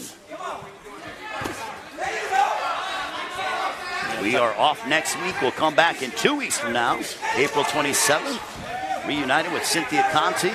We'll all be here at Mohegan Sun Resort. Is there blood on the face of Lozano? There might be. I think Lozano's having himself a good round. I don't know if it was clash of heads. I got to see. There's a good jab to the chest there by Peoples. More of a balance thing on the part of Lozano. Lozano, he's still the boxer right now. He's hitting with the jab. He's moving. Yeah, good circling well, too. There's a left hook by Angel Lozano. Another left hook. Lozano's using his height and his range to his benefit. Yeah, and he's allowed, and Peoples is allowing him to just circle as he chooses. Peoples has to step up a little bit. He's got the height disadvantage. He's going to have to get on the inside a little bit. Yeah, he has to bring it. He has to throw something. He has to throw some punches to make a difference in this round. Because as of right now, you know, I got it for LA. But also, Paulie, to echo your point, to further it, is that he's not cutting off the ring. It's one thing to throw punches, but he's not cutting off the ring. Yeah. Do that with your footwork and your body movement. Well, he's kind of just waiting on Lozano, and Lozano's kind of just bouncing in and out as he chooses. Look, Peoples kind of stands in the center of the ring and doesn't really see there. He tried to attack. He goes back to the center of the ring. He's allowing Lozano to just completely circle and not really stepping with Lozano and trying to cut him off. There's the right hand. Lozano, the cleanest punch of the round from Angel Lozano. Good round here by Lozano. Yeah, 100% Ray. And again, LA's very clean punch. LA's getting themselves into this fight, man. 40 seconds left. Unless Peoples can work some magic here in the last 40 seconds, it's going to be a Lozano round. I want to go back and take a look at that right hand from Angel Lozano. He landed flush right on the jaw of Kenneth Peoples.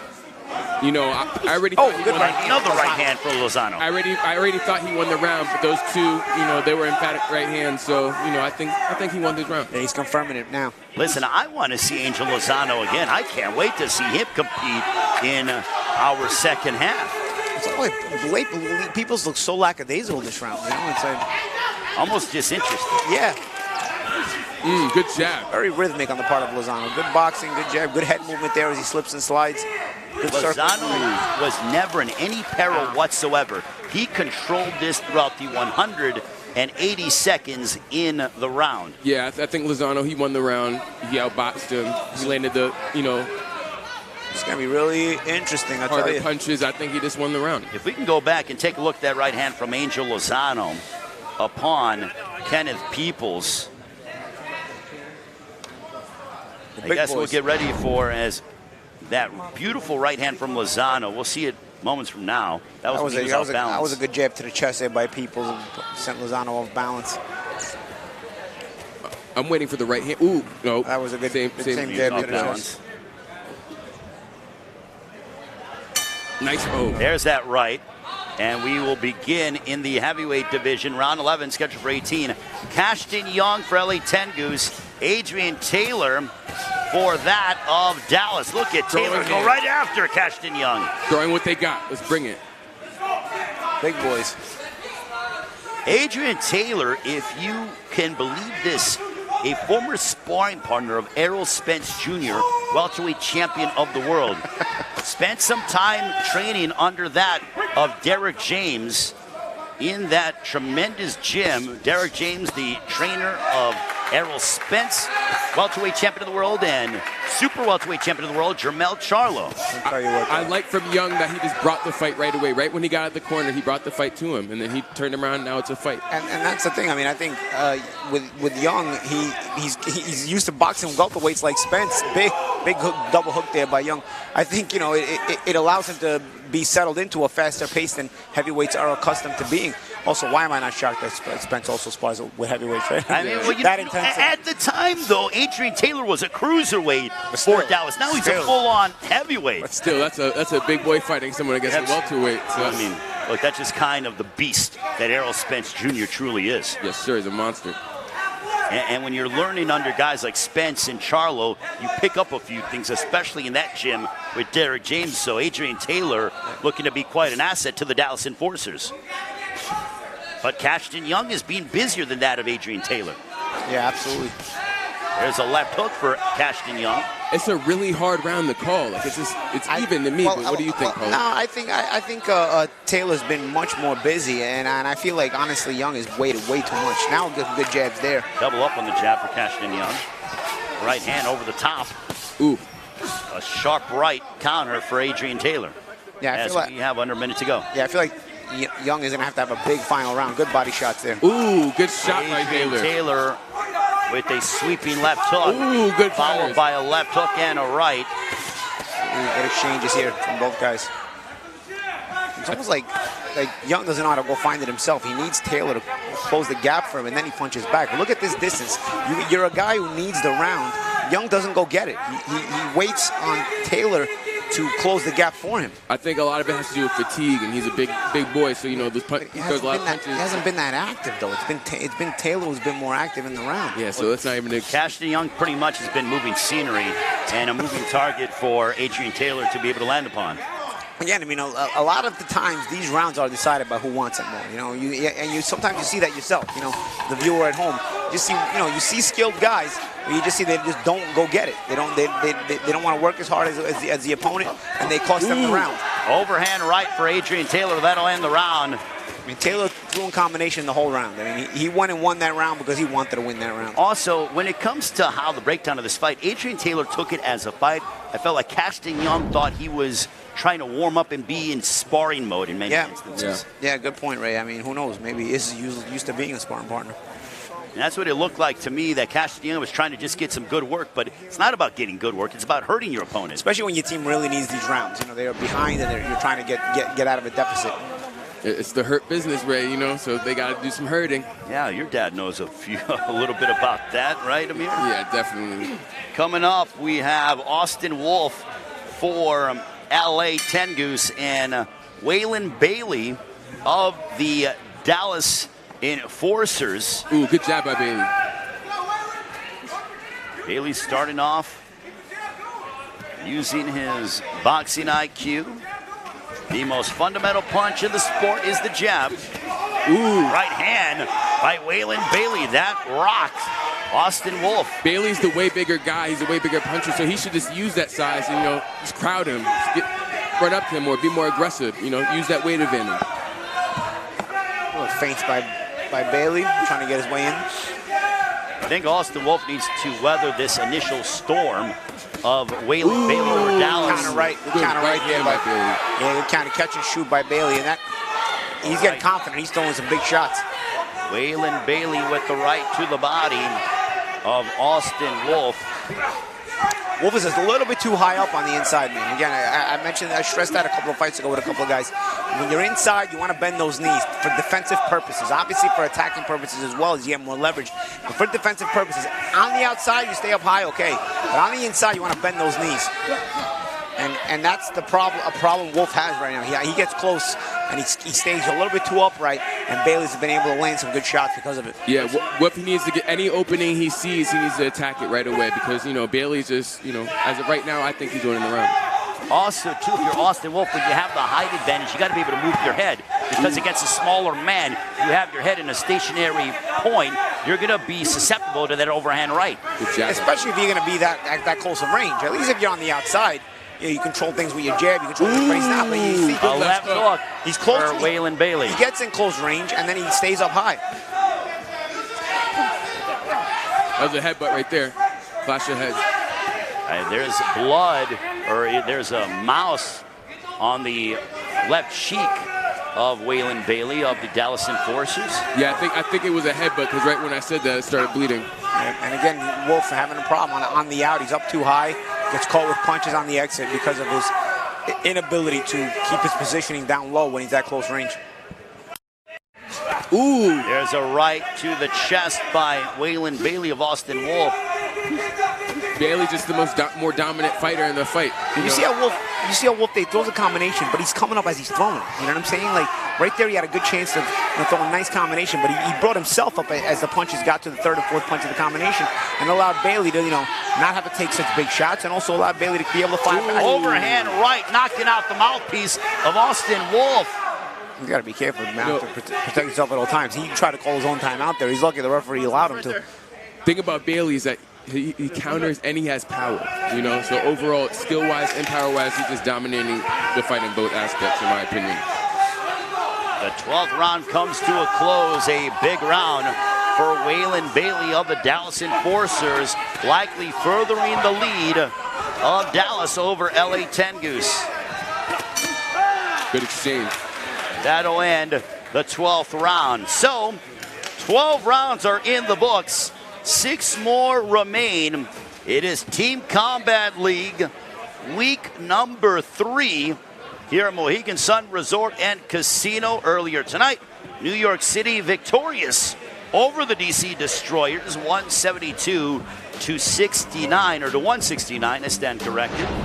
As let's go back and take a look at some of what has been terrific action here. Good. Yes, I would say I've been saying ooh and all night long too, Amir. Yes. It's been so much fun. Great fights, man.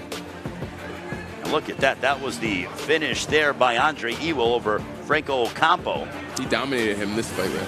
Well, that was a 10-7 round, a significant momentum shift for Dallas as they started off strong. And Paulie is tallying up his scorecard as we speak, so I will allow the master to go about his business. But Amir, this has been fun to watch. Yeah, I literally was going to ask Paulie what he had on the scores after this break. We'll wait for Paulie to let us know when he's tabulated everything. And then we look at Sia Seliga, who looked like he came up short against Andres Montoya.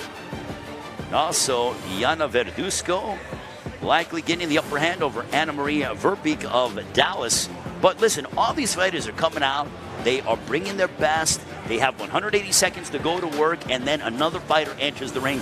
I love this concept. Yeah, I love it because you don't know who's watching, right? You know, so these guys, they have to know, they have to bring they have to bring everything. You don't know if PBC's watching. You don't know if Top Rank's watching. You just have to. You know who's watching? Everybody's watching. Everybody's watching because it's a Thursday night, and guess what? You're sitting at home, you're chilling, and everyone loves guys, fights. I'll be honest. This is a cool concept. If you're a boxing fan, and you're not watching, you're missing out. You're Because really, out. you know, when you're a boxing fan, you're always searching out boxing and what's on and what's not. You know, and during the week, you know, I know I work at Pro Box TV every 2 Wednesdays. We got our shows there.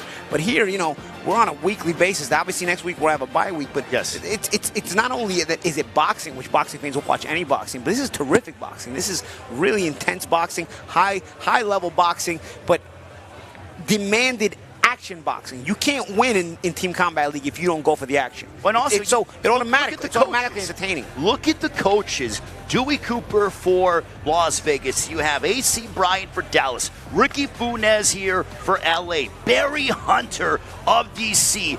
There are quality coaches, and when you think about team sports, the most successful teams, and we got 9 New York. times out of 10, New York, exactly. Benny Roman as well doing a marvelous The thing job. about these coaches, they're great leaders and great mentor to these fighters. So they're going to push these fighters even more when they want to quit, when they get tired, when they get fatigued. They're going to push these fighters to the next level so they can win. And also, too, as getting back to the point, Paulie, is when you think about terrific teams, championship teams that are successful, likely they have a terrific head coach in one way or another. And every single one of these 6 teams with Team Combat League have quality coaches that have been in the trenches in big world-class prize fights before. And not only that, they've got gyms where they train tons of fighters out of their use of the psychology of boxing as well as the technical aspect of boxing. Very, very good work. By the way, I've tallied up my scorecard. Okay, so what is it, Paulie? I've got Dallas up 114-111 right Wow, so 114-111 is how you have it in favor of the Dallas Enforcers. And keep in mind, there was a 10-7 round in favor of Dallas in the first half, and then there was a 10-8 round in favor of LA in the second half. So you have Paulie Malignaggi has Dallas on top, 114, LA 111. Yeah, so that was a my 3-point advantage. What you're looking at on the screen is the first 6 rounds, how I had it. That was at the end of the first half. I had it 58-54. In the second half, I tallied up my second 6 rounds, and so combined, I have it at 114-111 for Dallas. Paulie, I'm no mathematician, as you very well know, but I think based on your ability to tabulate and calculate under pressure, you should be given something, my friend. I mean, give this man an honorary master's degree or something like that to be able to tally things up under pressure, Amir. I mean, you got to give the man respect. I was going to say the new Harold Letterman, Paulie. Well, I mean, look, he was literally within 2 points of our previous matchup, but you had the right winner in New York City. But let's go back. If you just joining us, New York City tonight in D.C., if you didn't see it, you need to go back and watch the replay because that was a riveting affair in the first half of our doubleheader. And not only riveting, I think these will be 2 teams to watch in the title hunt. Really, at the end of the season we have the Mega Brawl, where we win the whole championship. I really think, although this is only the first time I've seen DC, I haven't seen New York tested the way I saw New York tested tonight. New York has been, head and shoulders above the rest of the league so far. But DC gave them a run for their money today. I believe these two teams are going to be vying for the champ. Based on what I've seen in the season thus far, New York and DC are going to be the two teams vying for the championship. I don't think they've seen the last of one another after tonight. Two cities with a lot of pride, DC, New York, They're really prideful. You got roots in both cities, right? I got roots in both cities, so I'm watching. I'm looking at Paulie. He's New York. I'm DC, but all my and I'm in family's between both of them. Look, I'm neutral, being from Chicago myself. I am efforting a Chicago team, though. Would love to see a team from the Windy City in season number 2. Yeah, that would make you happy, right? That would make you definitely happy. Absolutely. The Chicago team is on board.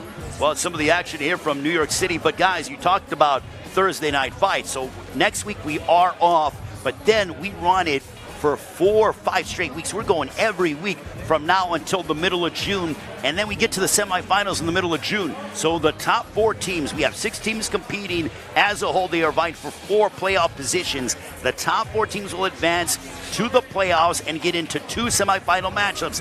They will both compete against each other for the right to compete for the championship in the Mega Brawl. That'll happen in July. Now we get set for our final 6 rounds. Buckle up. This one is going to be exciting with LA and Dallas, both teams vying for their first win of the season. We take you back inside the ring and get ready for our next matchup as we prepare for this final 6 rounds.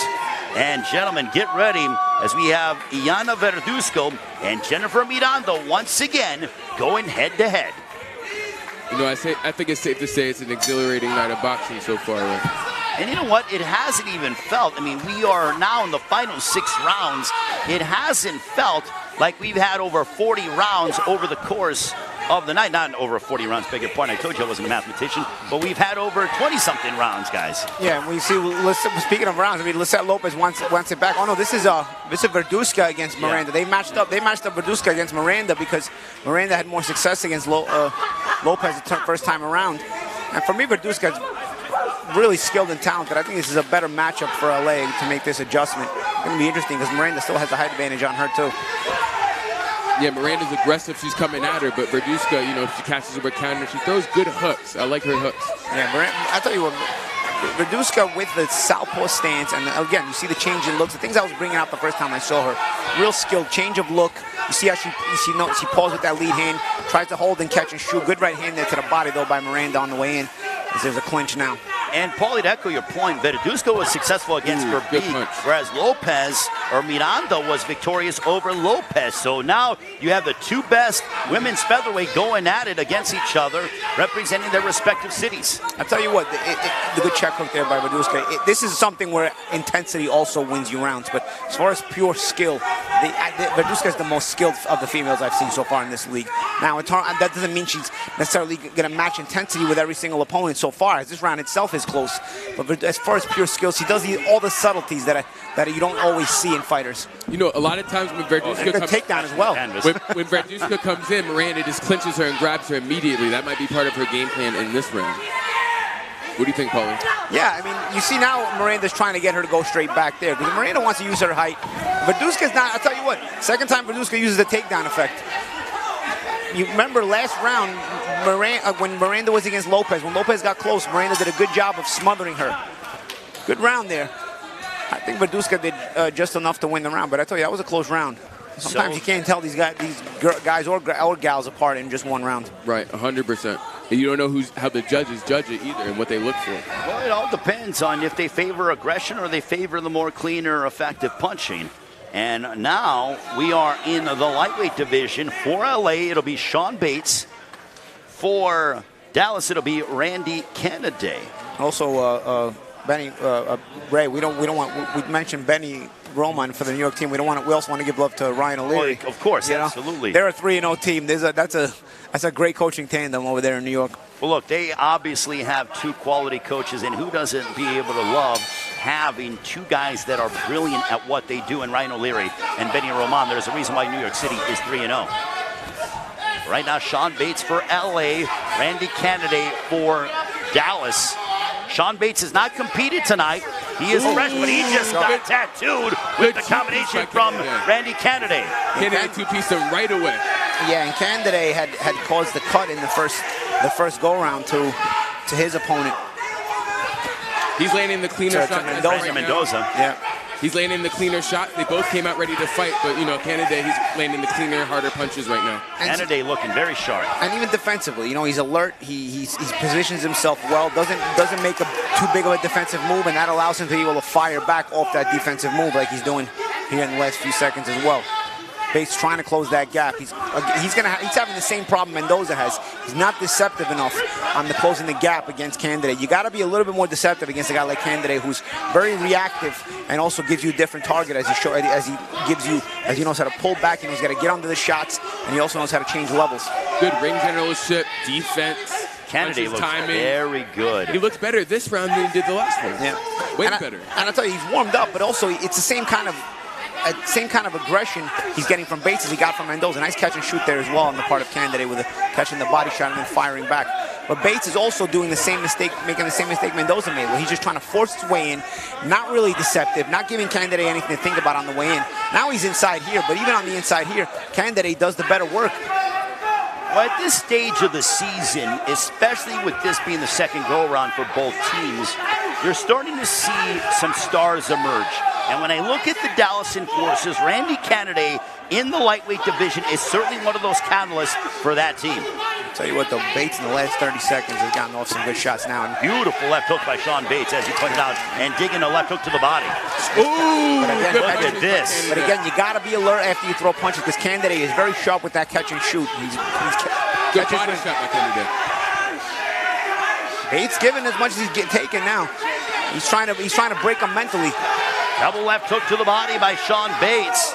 And again, will and skill. This might be one of those situations in the last 40 seconds. Bates may be able to take it back if he's able to bury Candidate in activity, although Candidate with a nice catch and shoots there again, taking back the advantage. Candidate's just landing too many clean punches on him. He's just, taking them apart. There's a left hook for Candidate, but hey, Sean Bates has certainly come and stormed back to make it a close round. There was a moment where I thought Bates was going to take back control of the round, but good adjustment on Bates' on Candidate's part to take back control of the round after Bates was looking like he was going to start to control it himself. A good battle this round, and good momentum swings back and forth between these two good fighters. There's an echoing right hand by Randy Candidate. I love how Candidate, he incorporates the body punches and the head punches. He's not just a head hunter, He boxes, he moves. Good variation to his attack. He body and head. He's not just a head hunter. And he counters to both sides, too. It's not just he's leading. There's a nice sharp counter right hand there over the top of the Bates jab. And, puts the punches together nicely in bunches. And you see even when he makes a defensive move, he doesn't make it too big, so therefore he's able to fire back off of that defensive move. He's able to transition from defense to offense very quickly. Just outboxed him and confused him. You see, look at the catch and shoots there. Although Bates was undaunted, he just kept firing off. So coming up next, the welterweights, Juan Funes and Everon Graham. If Funes wasn't successful in that first matchup against Everon Graham, and Graham just out-hustled him in their previous meeting. Yeah, and this is one of those things where Funes just has to decide, okay, I want to win this round, because that's all the difference was the first time around. Graham just wanted it more than he did. Graham just lit up Funes, and Funes might be hurt, guys. Yeah, Graham, right when he got to the center of the ring, he looked like the more fluid fighter, more relaxed, letting his hands go. He just seemed like the overall better boxer, judging from right now and what I saw in the last fight. You know what else I think is cool about Team Combat League, guys, is that the individual team gloves. I think that's such a cool concept with the logo on there and everything. Yeah, uniformity. Graham, great job with Team Combat League. Week 3 off next week, a bye week, and then back 2 weeks from tonight, April 27th, 7 Eastern, 4 Pacific time. That's what I like to see from Graham. He went right to the body, then he went right to the head. That's Funes too ordinary in his inability to close the gap, really. I mean, he's giving one look, he's throwing the jab the same speed, and not very active with it. Graham, once again, having an active round. If you're going to be ordinary, you better be a solid ordinary kind of a fighter with fundamentals. I'll tell you what, if you're going to be ordinary, you better be really busy. And Funes is both ordinary and not busy. So he's putting himself in a hole this round as well against Graham. The only thing I'm seeing Funes doing is getting hit. I'm not seeing him do anything. Graham is just, he's taking him apart. I love the body punching from Graham, especially in this round. He's really digging and sitting down in his punches, ripping the rib cage of Juan Funes. And you might be saying, okay, not everything's getting through because Funes has a high guard. But again, two things. One is that nothing's firing back really. So Graham is the only one getting shots off. And also, Funes is not unable to transition that defense to offense. He's just having those gloves up, but he's not firing off. We just talked about last round how Canada does such a good job of catching and shooting, transitioning that defense to offense. Funes does not. Funes catches a lot, but there's no firing back. He finally threw a couple of punches, but look at Graham. For every 1 or 2 punches that Funes throws, Graham retaliates with like 9 or 10. This is why Graham's winning the round. This is why Funes really hasn't done anything, like I said previously, but get hit. You know, Graham's doing everything else, and that's going to win him the round.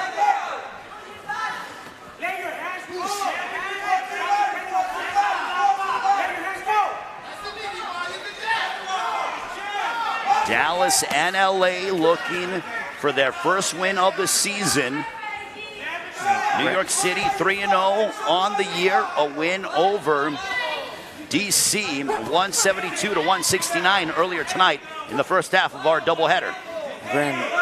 Graham feeling it. He's confident. He's got those hands down. He doesn't feel like Funes can hit him, and you know what? He's not. Wherever you're watching this, whether it's TeamCombatLeague.com or Fight Hub, home to Marcos Villegas, our good friend. Thank you so much for joining us. Graham having the best of the exchanges over Juan Funes. That'll end the 15th. I love how he tried to go for the liver shot multiple times. I love that. Dominant round from Graham there. Hey, Paulie, what's the score now since Dallas got that one? I had it going into these last 6 rounds. I had it 114-111 Dallas, and so far in these 3 rounds, I have given Dallas 2 of them. Yeah. So the lead is increasing on the part of Dallas. We shall see what LA does to minimize that lead. Well, I mean, let's see if LA, they got some work to do. And I think it's to the point, Paulie, and I am not, obviously a mathematician or rocket scientist, but I would say that you need a couple knockdowns if you're LA. You don't even need just a stoppage. You need a couple knockdowns. And speaking of knockdowns, the last time these two met, Panin was able to drop DePestre with a check hook. So, but it was otherwise competitive. So let's see if DePestre is able to get something back here. DePestre is strong though, and he has a lot of oomph in his jab and his punches. But Panin, nice jab there. Speaking of jab, Panin's just a better boxer. But we'll see what changes this round. I'll tell you what, Panin is going to need probably another knockdown to help his team along any way he can. Good jab, Panin. And this is what is so exciting about Team Combat League is that, let's say Panin does get a stoppage over DePestre, then guess what? The scores get closer, and LA, they still have a chance. You still have 3 more rounds to go, 3 separate matchups that can change the trajectory of who's going to take home the W. I'll be surprised if there's a stoppage between these two. These two are very, very evenly matched, even the first time around. Yeah, DePestre, he seems more relaxed right now than Panin, even from my observation. Nice hook there by Panin. But even the knockdown in the first time they saw each other was a check hook. It was a half a balance shot, half of a punch that landed. I think rightfully called a knockdown, but nonetheless, DePestre wasn't hurt. Just good skill and technique. Well, you hear what they say about halftime adjustments. We have 2 intermissions in between every 6 rounds, but DePestre has used more of the adjustment of using his jab to be able to throw some of that heavy leather. In his previous meeting against Panin, he was just throwing big power shots, telegraphing his punches. Yeah. Good body shots by DePestre. Little better shot selection this time around by DePestre. Mainly, he's using his jab. And now he's able to convert that into a hook. Echoing right hand by DePestre. Because he has Panin looking for the jab, and he was able to turn it into a hook and right hand there. I just think DePestre's stronger. Left hook by Vlad Panin, who lit up DePestre as he came forward. A left hook by DePestre, though. 75 seconds to go in the 16th. Panin needs to loosen up a little more. He knows he has the boxing skills. He just needs that muscle memory, everything just flow. Let his hands go. Good evenly matched fight between these two guys. Two good skill guys. Well, when it comes to potential leaders for LA Tengus, I think Vlad Panin, he's been a constant in the 2 times that we've seen him over the previous weeks. No, absolutely. He's a consistent fighter for LA. But good left hook by DePestre, followed by a right. This is a close round, man. This is going to be all to fight for here in the last 35 seconds. I think this round hangs in the balance, guys. Yeah. A crushing right hand by DePestre. Good hook by a left hook. I think Dallas, DePestre got this round just by activity and just punches. Pandon was a little tense. He didn't throw as much. But I think it's 1-1 tonight for both of them. Yeah, unless Pandon gets something back here in the last 20 seconds, I got to agree with you here. The Pestry sitting down in his punches, and it's just mind-blowing at what the jab can do for you. Yeah, absolutely. Small adjustments. A little short right hand by Pandon, but I don't think it's enough. I think it's a Pestry round.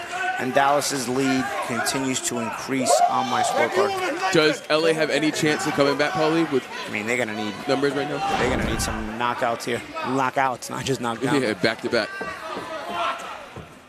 Some good work there. Good jabs and short combinations there. We just saw a good right hand there on that replay by Pestry as he threw a shorter shots on the inside. A little bit of holding and hitting there on the part of Pestry as he held Pandon behind the head while using the uppercut with the other hand. There's a sharp right hand over the top of Pandon's jab. So what is your score right now, Paulie? I mean, as you see, you have, what, Dallas? I haven't added up in the second half, but I'll tell you what, going into the last third, I had it 114-111 Dallas, and this go-around, I've got Dallas winning 3 of the 4 rounds. Okay. So that means that lead has increased. Yes. Well, right now, for LA, final 2 rounds to go in this head-to-head matchup, Alejandro Silva and Mauricio King. Alejandro Silva needs a big round for LA 10 because Ricky Funes, I'm sure, is urging on his middleweight to go out and try to make a big impact and try to get a knockdown or 2. And Silva is very capable of doing that. Ooh, good. There's an echoing right hand there, right on the left cheek of King. Good body shot there again. King trying to be busy. And you can see a left hook there by Alejandro Silva. Yeah, he makes his shots count. He's not as active as King, but he makes it count. Because a lot of King's punches are just hitting his arms.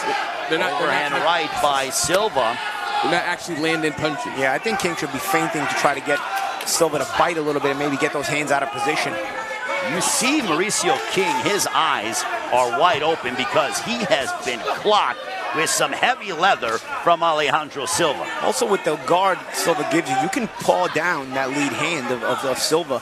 Like you can use your left hand to paw down that lead left hand of Silva that's close to his guard and then try to come over the top of it with a big overhand right. We've seen guys in the pros do that. I remember Fernando Vargas used to do that a lot, you know? When it comes to strengths for teams, I think that LA Tengus, one of their key strengths is the middleweight division. When you have a Vlad Pandon and Alejandro Silva that you can trot out there to compete against an opponent's and a fellow team's, middleweight competitors. I'm inclined to agree with you, Ray. The only problem LA has is that might be their only strength so far. What we've seen.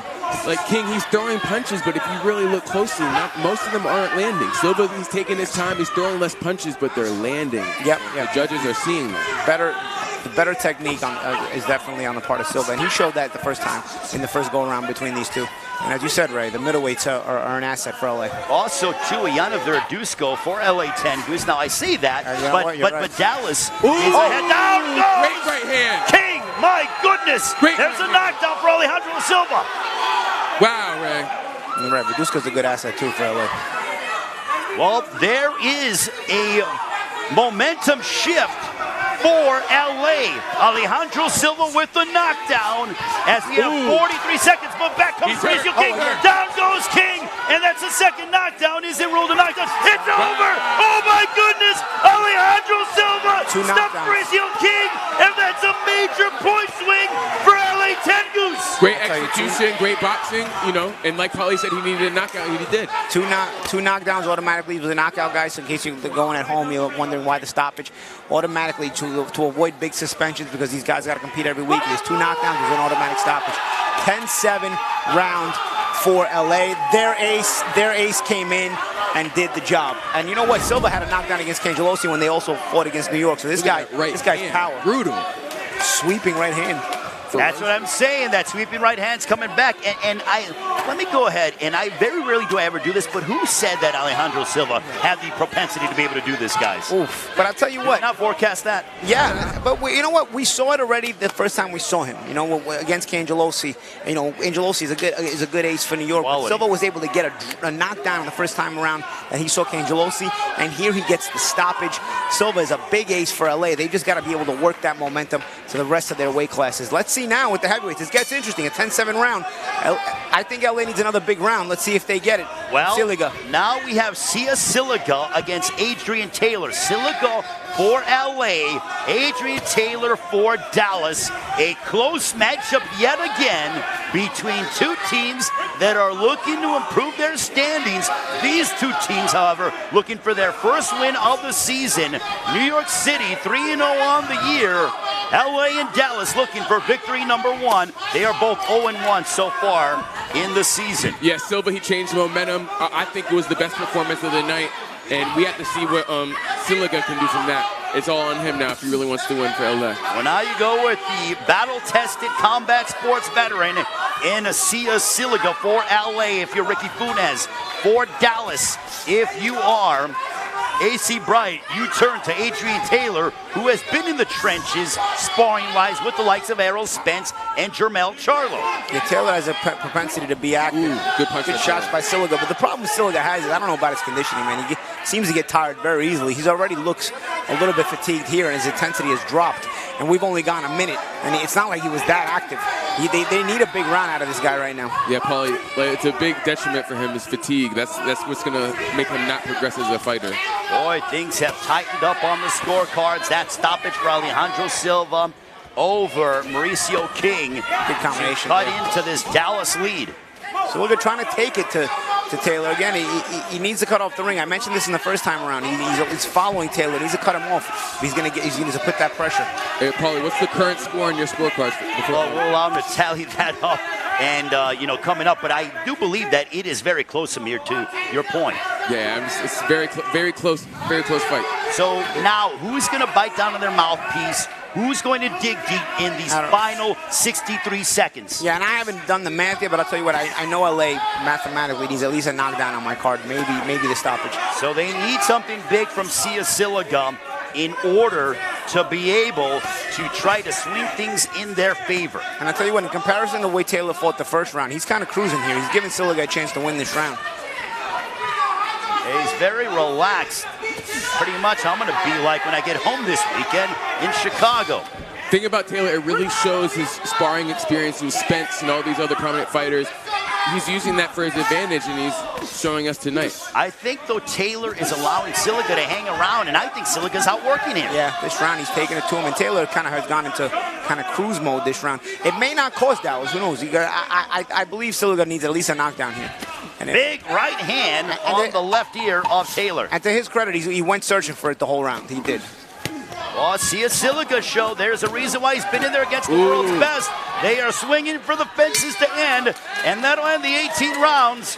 Wow, what a head-to-head matchup between Dallas and LA. Alejandro Silva certainly has made things a bit more exciting. As you know what, a few toss-up rounds potentially. I still believe that Dallas will likely get the win and improve to 1-1. But LA came to fight, and they brought it, especially down the stretch. Honestly, like Silva, when I saw that right hand, it was picture perfect. It was a beautiful right hand. He led the momentum, and I think LA won that last round as well. And how about the elder statesman in Sia Siliga?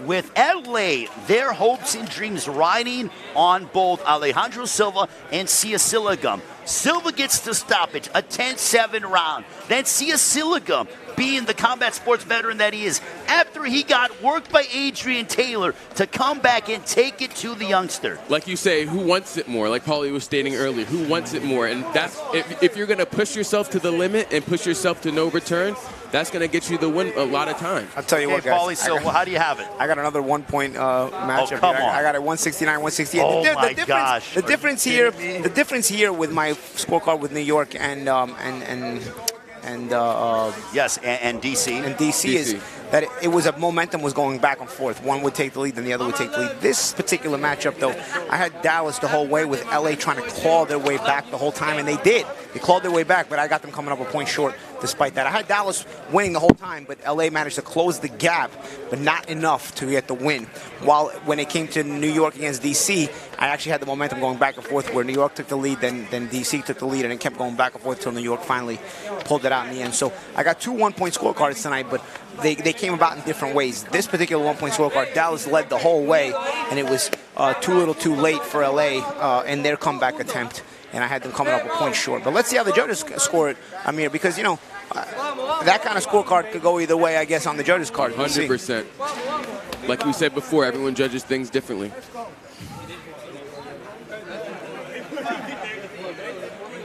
Different style of judging, you know. Absolutely. And, you know, there's 1 or 2 rounds that could go, you know, maybe to one side or the other. A good matchup for these two teams as well. Good entertaining stuff. And again, for the fans at home, you know, this is a regular thing for Team Combat League. We'll be off next week, and we'll come back on the 27th. But a lot of constant action. As you can see, the way the format is set up, that's the way it's always going to go, because every fighter comes in 1 round at a time, fresh, and they go right to it. And we're here with Ray for him to announce the scorecards. See who's victorious. Waiting for these scorecards now from Ray Flores to see who the official judges winner is. Again, on my scorecard, I have Dallas winning by a point, 169-168. Let's hear Ray give the scorecard.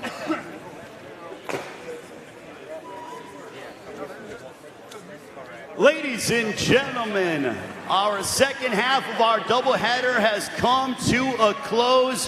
What a matchup between Dallas and LA. We give them a round of applause for 18 exciting rounds. What a matchup all night long between these two stellar teams.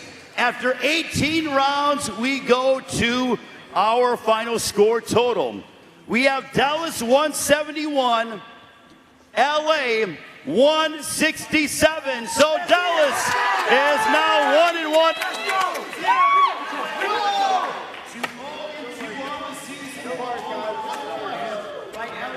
Goose.